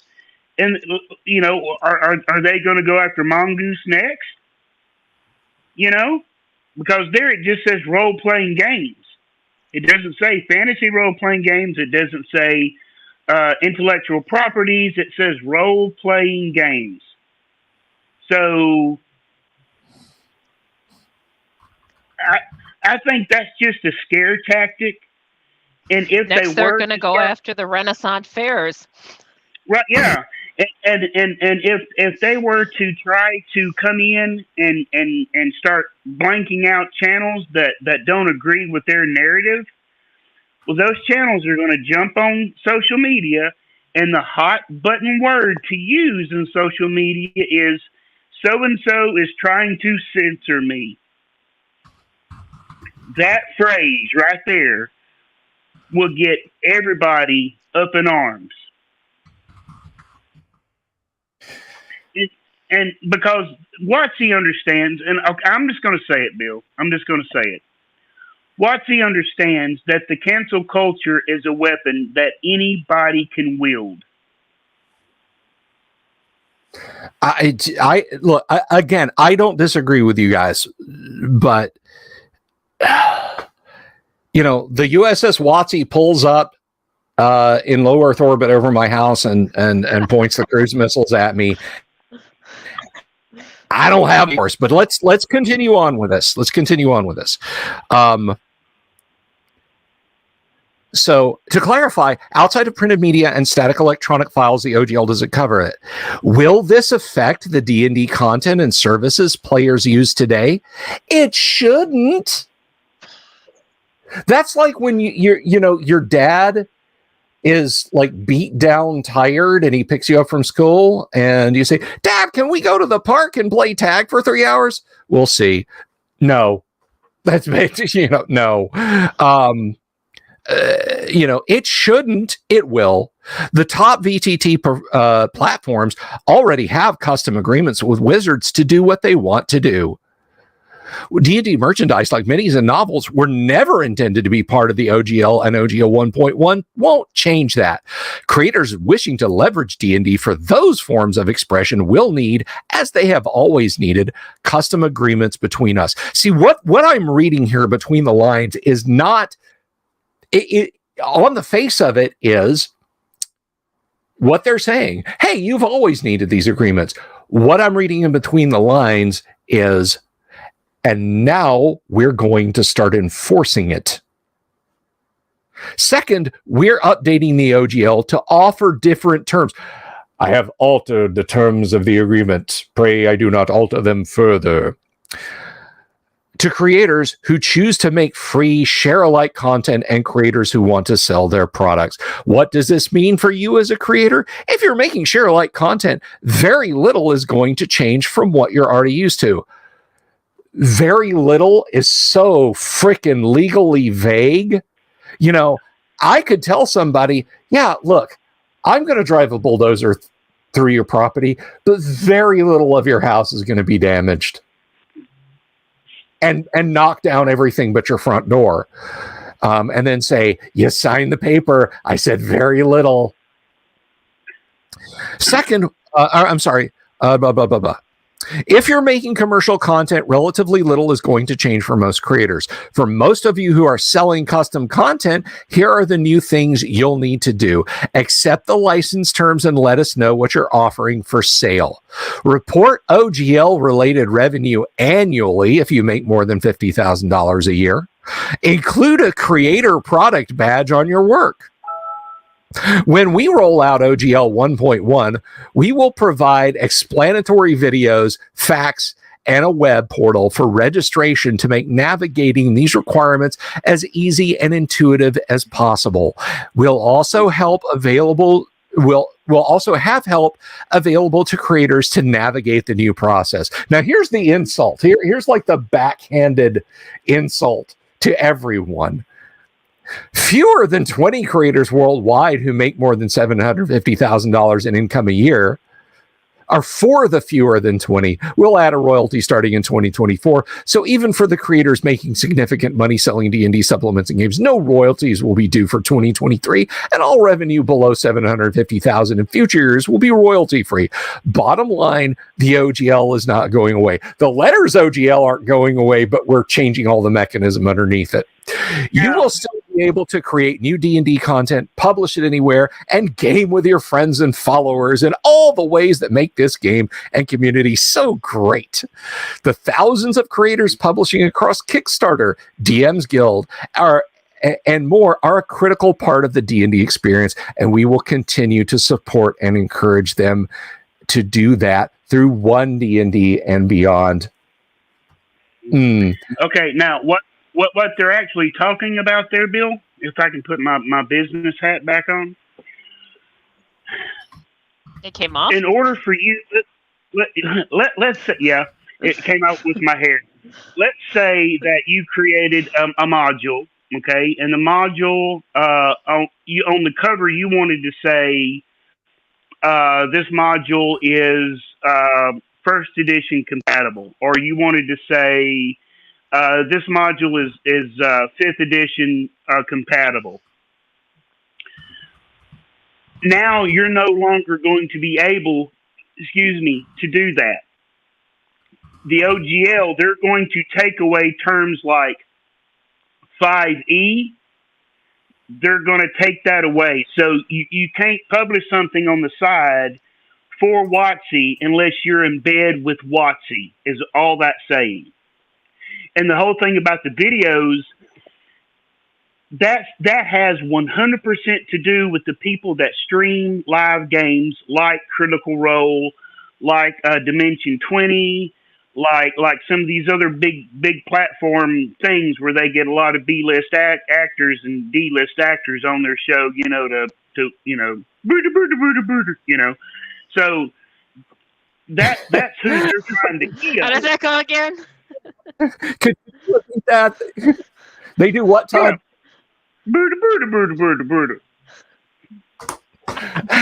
I love it. Or my other We're gonna have to. Hey, phrase, Bill, you're gonna have to do a soundtrack of that for him. My other legal phrase is derba derba derba derba. Not the yabba yabba yabba. Exactly.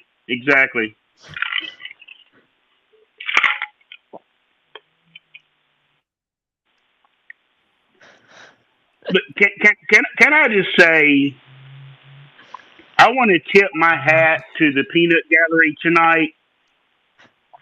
It's Derba with a D, not a B. D as in dog, not B as in boy. Oh, Derba. Derba. Okay. That makes all the difference in the world.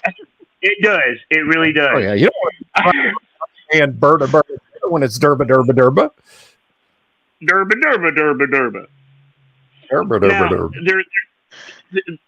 there is something that the Peanut Gallery tonight has been in rare form, and you guys have been knocking it out of the park because I've been steadily creeping over and just stalking. But I'm trying to. Oh, you're trying to get a reveal. I'm trying to get a super on chat. The Black Friday. Nice. That's better. Crap. I'd have to think about it.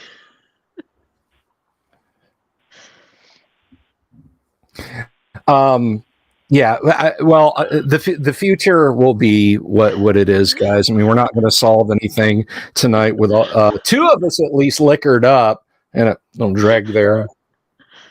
Yeah, Sapphire. If you're not on our Discord, what are you doing with your lives? Why are you not on? Hey, Discord. Sapphire's been doing have to be on Discord because that's where we're at. Silence. She's been doing like 25 days the Advent calendar. Like I've been doing the Dice Advent calendar. She God must have had some. Your audio, Todd. I'm going to mute you, bud. Yeah, it's the Arkansas net. They're going. Arkansas net. But anyway, yes, that is Shelby there. By the way, Shelby is nominal. I don't mean this in a negative way, but Shelby is nominally in the Monday night game. And darling, I really look forward to you rejoining us on Monday nights. Shelby, yes. By the way, I have to meet you. You have to come. Right. So Shelby is the lovely wife of Tracy Lesh, of course, who we've had on the show several times. And there's this weird kind of singularity, space-time singularity that goes around Lake Geneva, Wisconsin, where Tracy worked up there. He talked about this Tracy worked at the Playboy Club.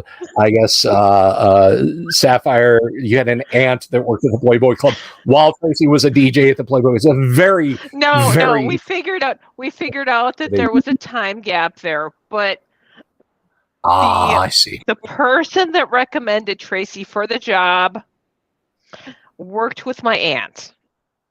Okay.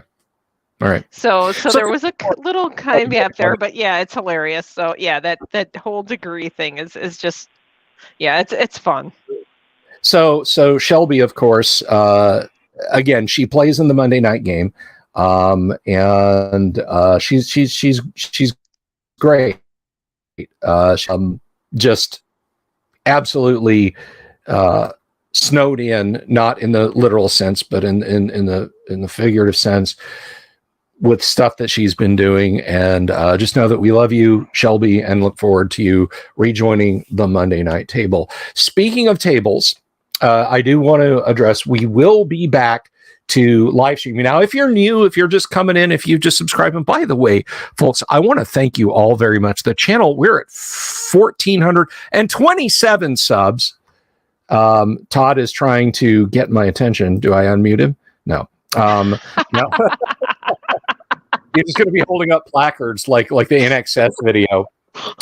Can you put a Southern accent on a placard? Yeah, I guess y'all. Oh, hell, he can. Anyway, no. Yeah, we really hope to see you back again soon. But what we hope to have back again soon. Sorry, senior moment. What we hope to have back again is the Tuesday night AD&D games. Those are going to start rolling in again in the new year. The Wednesday night, whatever Kyle decides to do with us, feed us to Cylons, create like a green zone war in Iraq kind of game. We'll have to see what Kyle is going to bring that. And then Friday nights, of course, we're going to return to classic Gamma World, and I'm looking forward to it.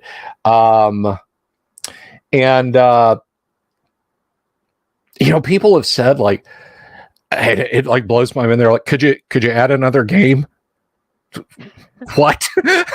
I 4 nights a week. I am not a 25-year-old college student. Oh, hell yeah.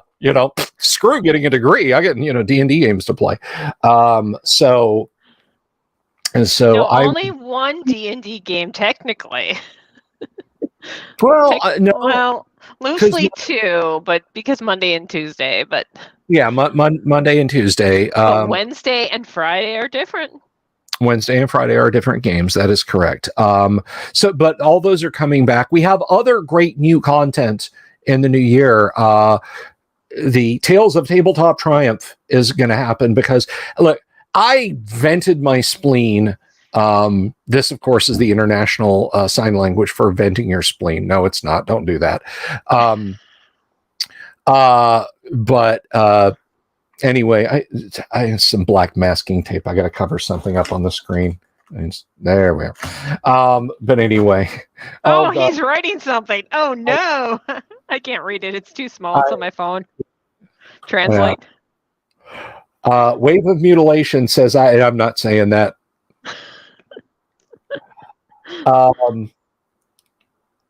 I'm sorry, dude. I couldn't quite make it out. But anyway, so we will have Tales of Tabletop Triumph because like I said, I know I vented my spleen, but guys, I'm not about negativity. I'm not. I could sit on this show and I could grouse and I could groan. I could try and be like, the razor fist of classic first edition AD&D. Boy, you want to talk about a niche? I'm Dungeon Delver. God, freaking speed.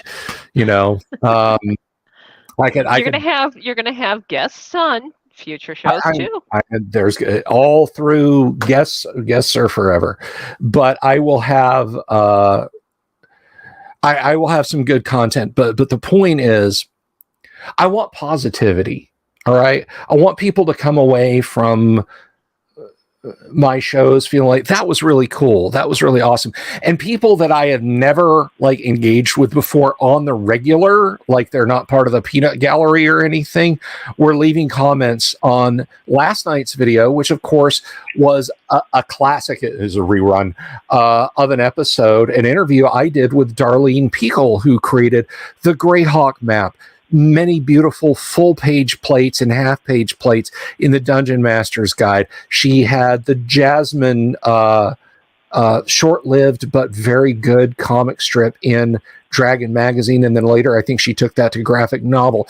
She is a beautiful person and an exceptionally talented artist who made so much of what we know and like about Dungeons and Dragons of all stripes. Well, she let me interview her all the way back in the summer of 2022, I think. And so she, I had that interview, but it was buried deep in the guts of Facebook where nobody could find it. And so I put that up, and that's the kind of positive vibe that I want folks to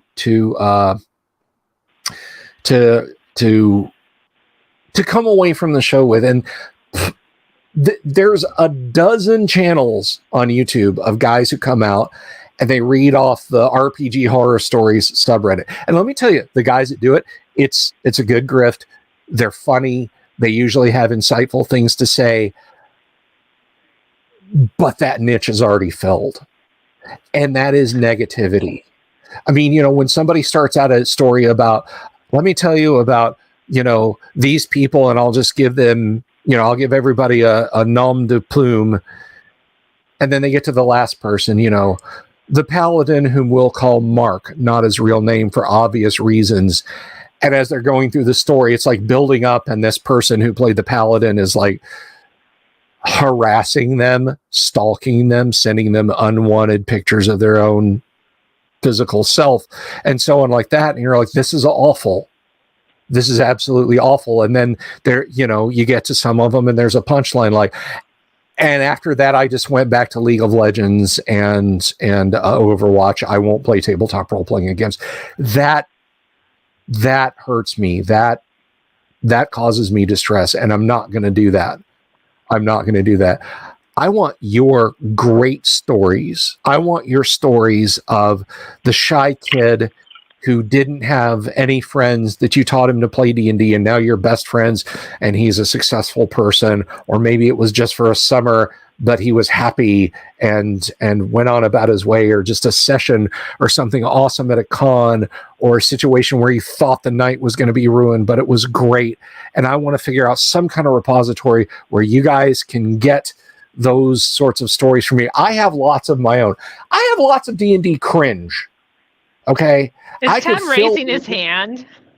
He is. High five, bro. Anyway, I'll get to you. Hang on a second. But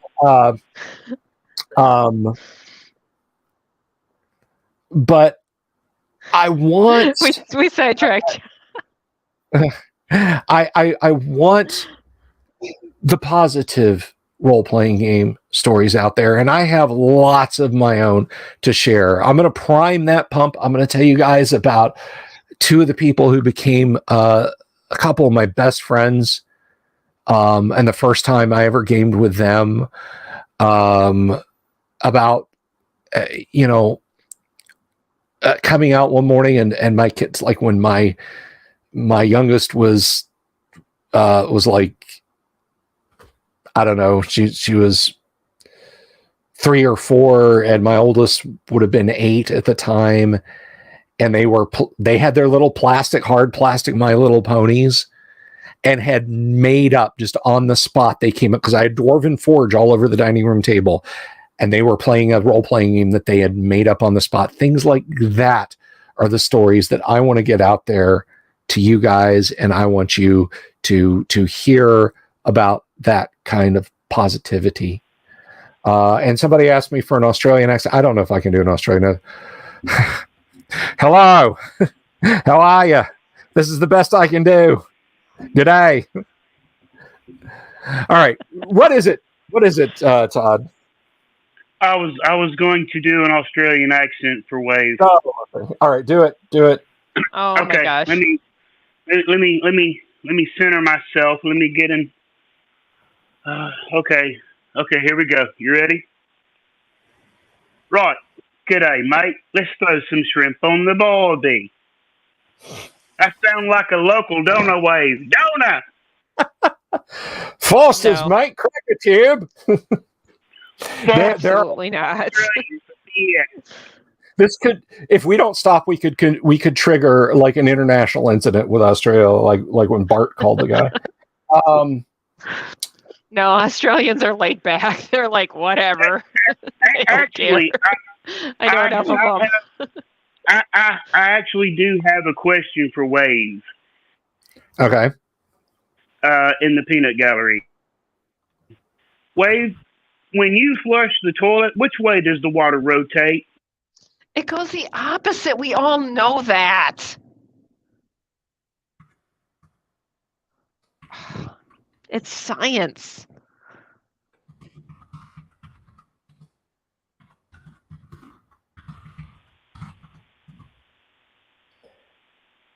But anyway, poke this crock right in the butthole. Oh my gosh. So they go left, so they go counterclockwise. Yes. They're on the I would say opposite this. side of the globe. It's a science thing. One of my favorite movies, and it should be your favorite movie too. And if it's not, there's something wrong with you. Is George Miller's original Mad Max, which of course stars Mel Gibson and a cast of many talented actors for the material that they had. The first time I ever saw it, for some reason, whoever brought, I think it was AIP, I think it was American International Pictures, which was, who was that? I'm going blank here. That movie studio was Roger Corman. Yeah. AIP imported that to the United States and, did a few fine edits to it. But they redubbed it and they gave everybody like Southwestern American accents to try and pass the thing off as like occurring like in Texas, New Mexico, and Arizona, which from a landscape point of view is somewhat plausible. And it sort of kind of maybe makes a little bit more sense from an American audience. But oh my God, hearing these great Australian accents completely obliterated by session voiceovers.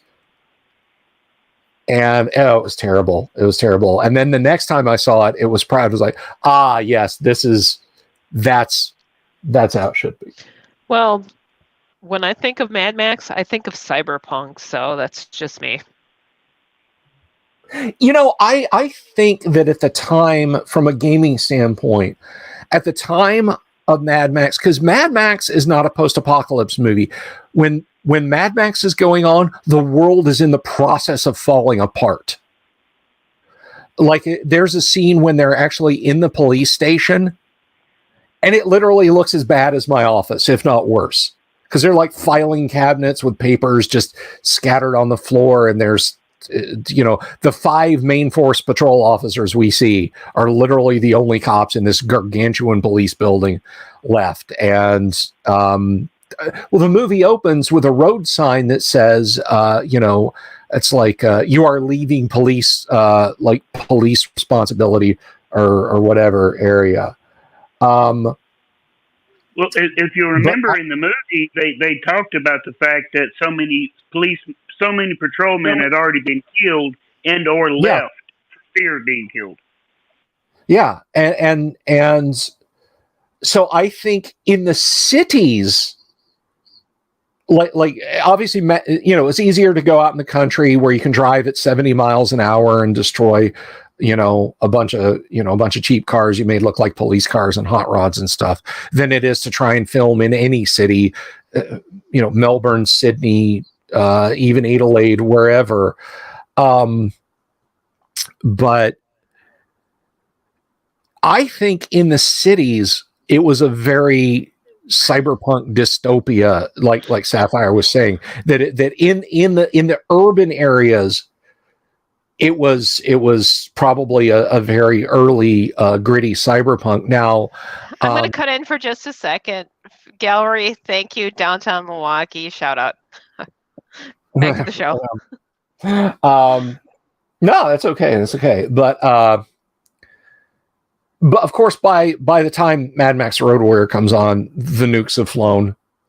There is no in the cities anymore because they're, we see at the end of Beyond Thunderdome, like what happened to Sydney, when they're flying in the ultralight over the ruins of Sydney. It's like Sydney Harbor is drained. There is no water left in Sydney Harbor.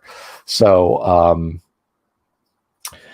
yeah, that's I think you're right about the cyberpunk connection. I just think, the world fell apart shortly after. But I actually I got more of a Game World vibe from that movie. Sort of the second one, and definitely the third one had sort of a Game World vibe. Or if you like, you could almost say Twilight 2000, but there is no, the armies come home and try and rebuild the countries. Yeah. It's just everything is just completely hosed. Maybe possibly. I'm not going to promise you guys anything. I'm certainly not going to add a game, but it's possible in 2023. I would say definitely by 2024. But the Friday game, we might play some Twilight 2000. So some 1E Twilight 2000. So if I'll pull the hoi polloi, I'll pull the Vox Populi, and if you guys feel like that's something, I've played Twilight 2000 before. Excellent. So if the fans want to see some live stream T2K, I've 3D printed a ton of armored fighting vehicles up here, so there's no reason we couldn't slug it out. The remnants of NATO armies and the remnants of the Soviet army in good old Central Europe for a while. Yes, I've actually played it twice. That's Twilight 4000. Go ahead. Could you run the Twilight 2000 from the Earth that's been run by artificial intelligence from the Traveler world? Well, that's a crossover. There was a book that GDW put out, and some Twilight 2000 fans are like, "That's Lauren K. Wiseman. That's late Twilight 2000 version 1." So we don't talk about it, but other people enthusiastically embrace it, and it's called Twilight Nightmares. And Twilight Nightmares says, okay, what if in addition to all the horrible stuff that your small unit stranded somewhere in southeast Poland is having to deal with, there's also deep ones, or there's aliens, or a hole in space and time opens up and dinosaurs come through. But one of the options, I believe, I'll have to go back and check my PDF copy, but one of the options of Twilight Nightmares is that you change what the apocalypse was. Like, it wasn't the US and the Soviets finally going to war. It was artificial intelligence run amok, aliens, what have you. So it's doable. A meteorite strike, who knows? Yeah. I feel like, we lost time. He'll be back. Yeah, he'll be back. I feel like it's not precisely grimdark, because you can be heroic and you can do things to start setting things to right. And this is like from one of the creators themselves said, yeah, that's an absolutely acceptable approach to take. We didn't create our game to be like, just a hopeless, ultra grim dark. Like it's not 40K, right? It's not Warhammer 40,000 where it's like, Well, the last Twilight game I played actually was a crossover from D&D, and the characters had gone unconscious, and now they're playing the Twilight thing, basically episodes. It's play by mail kind of thing for a while, to get back to, but towards the end, they have different components that are starting to bleed through, like Nazi soldiers are actually orcs, kind of thing. That illusion is starting to wear off. So we're reverting back to the D&D world from the Twilight. So it's a crossover type of thing. So I mean, you can be very creative in applying different RPGs together to mix things up. The company that made Paranoia did a Paranoia and Twilight 2000 crossover called Mutants from Dimension X, where you have have you ever played Paranoia? Yeah.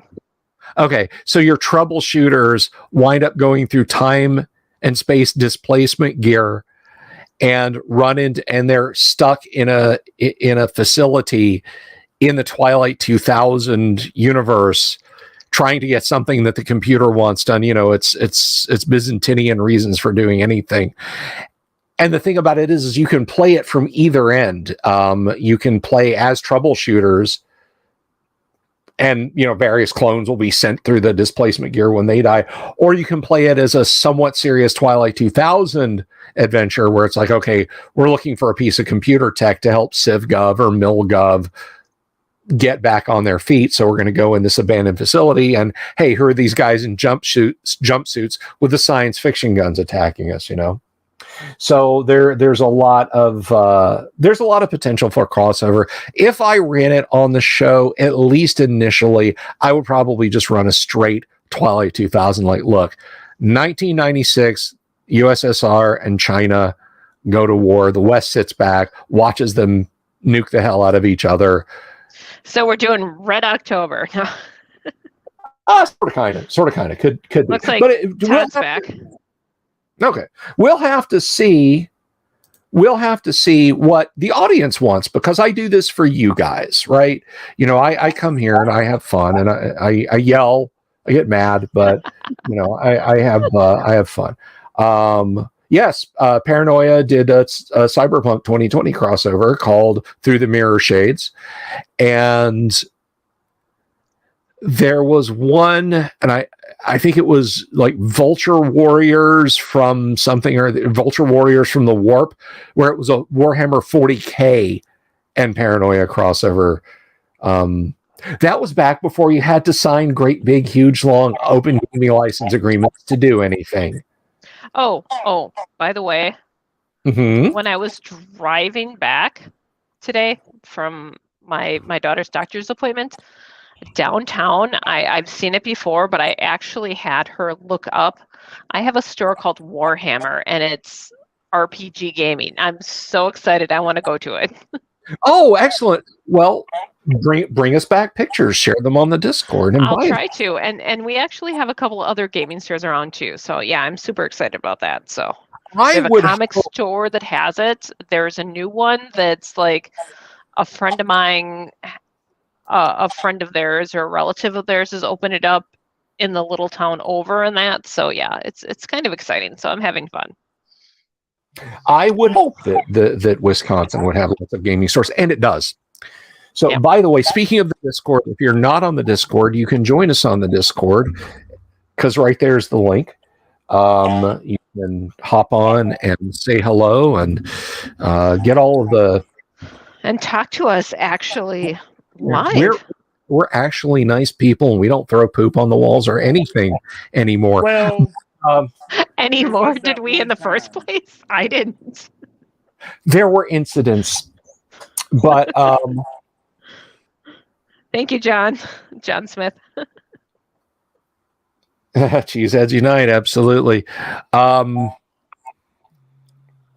Although I do want to say, if anyone from Wisconsin makes it down to the Central Florida area, particularly if you've been to Lake Geneva, Wisconsin, I strongly recommend you head out to a little town northwest of Orlando called Mount Dora,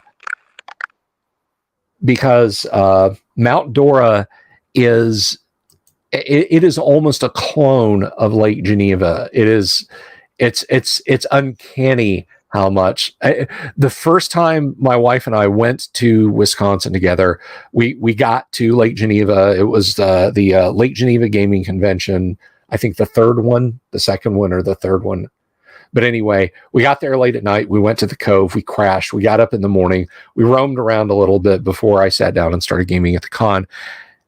And Colleen and I are walking around. We're like, this is just like Mount Dora. This is almost exactly like Mount Dora. You've got a lake. You've got a little park that's got a couple little play structures in it. You've got, of course, a tiny little yacht club that everybody talks about. Golf course. You've got a golf course. You've got a couple little fancy little restaurants, and you've got all the tourist stuff. Now here's the thing. Here's a gotcha, and I'm not being ugly, and I certainly hope people in Lowell, Florida, but swimming in lakes is kind of discouraged in Florida because the waters are typically always so warm. There is an algae. Yeah, and who knows what kind of bacteria and everything else is in there. Well, that's the stuff. But the lake waters in Lake Geneva, for example, freeze solid. It can't live there. I'm still preferring to swim in pools, even though I live in Wisconsin. Idea, probably not. The water tends to be cold anyway. But yeah, I've seen the fish that come out, and some of them, I don't really want them nibbling on my toes. Right on. So tomorrow night. I mean, not that there's muskies in Lake Geneva, but still. Tomorrow night, I'm probably. I don't. I'll have to see if I've got a fun video that I can run for you guys, because otherwise it's this again, and nobody wants that. But no, we'll do something fun tomorrow night. There will, at the very least, there will be Advent calendar, and then Friday night, if I do anything at all on Friday evening, it will be a pre-recorded video. But there will also be Advent during the day, and then I will there will be a video up for the final day of Advent, but I'm not doing anything. Well, Christmas Eve is Saturday anyway, so I wouldn't have been on Saturday. But so I think we're going to go ahead and wrap up there, guys. Watch your hands. Okay, watch your fingers. Keep them away from moving parts when it comes to what is going on with Wizards of the Coast. As usual, I want to thank. And by the way, I put the link, the Discord. Don't hop on now to say anything because we're about to wrap up. But I did put it in the Discord. I trust you. If there's more of you that wanted to come on and say your mind, you certainly could. But I also want to take a hot minute because I've said before how awesome I think all you guys are, and there's Bill, I want to inject. With Todd not being on, you'll be able to escape the ending. That's right. So sorry, Todd. Anyway, so I do. The crab's been patiently pointing at it all night. You can support us on Subscribestar. You can support us on Patreon. If you like this kind of content, and guys, we bring all kinds of content, reviews. I have some stuff coming, things that I bought. And give you guys a proper review of the hassle-free minis, book reviews, deep dives. We talk about other role-playing games. We've been talking about Twilight 2000 for the last 20 minutes. If you like that kind of content and you want to support that kind of content, you can hit us up on Subscribestar. You can hit us up on Patreon, support us via PayPal, or you can even just buy us a coffee. And there's some folks who've chosen to do that. And let me just take a minute to give a big shout out to them because they literally help keep the lights on here. So thank you to Joshua Garlock, Lord Corion, we miss you, brother. Ricky Maru, Mobius, Kevin Reynolds, Doomsword Deathmaster, Mark Simpson, Damien247, James F. Keck, William Smith, The Dungeon Minister, Manny Wall, Mark Corey, Kevin Wood, Todd Sharp, Carnivore Farmer, Rob, Jeremy Rule, Bo Ganora, Mikey Mank, the one and only Sky Hernstrom, Pete Sullivan, the DM's Council. They're different people. Pete Sullivan is not the DM's Council. Pete Sullivan, comma, the DM's Council, comma, Baron Von Headbanger, and Robert Phillips as of late. So thank you all so very much for being here. Thank you, Sapphire, for joining us tonight. Your insight was greatly appreciated. Definitely. That was fun. Yes, it was. It was. So you guys have a wonderful evening. And look, I understand a lot of people like this is it. You're packing up your bags and your flights, trains, buses, driving. First of all, be safe in your travels. Second of all, blessed tidings of the season to you. And thanks for being here tonight. And we'll see you when you get back. Be well, everyone. And I love you all. And I mean that. Peace.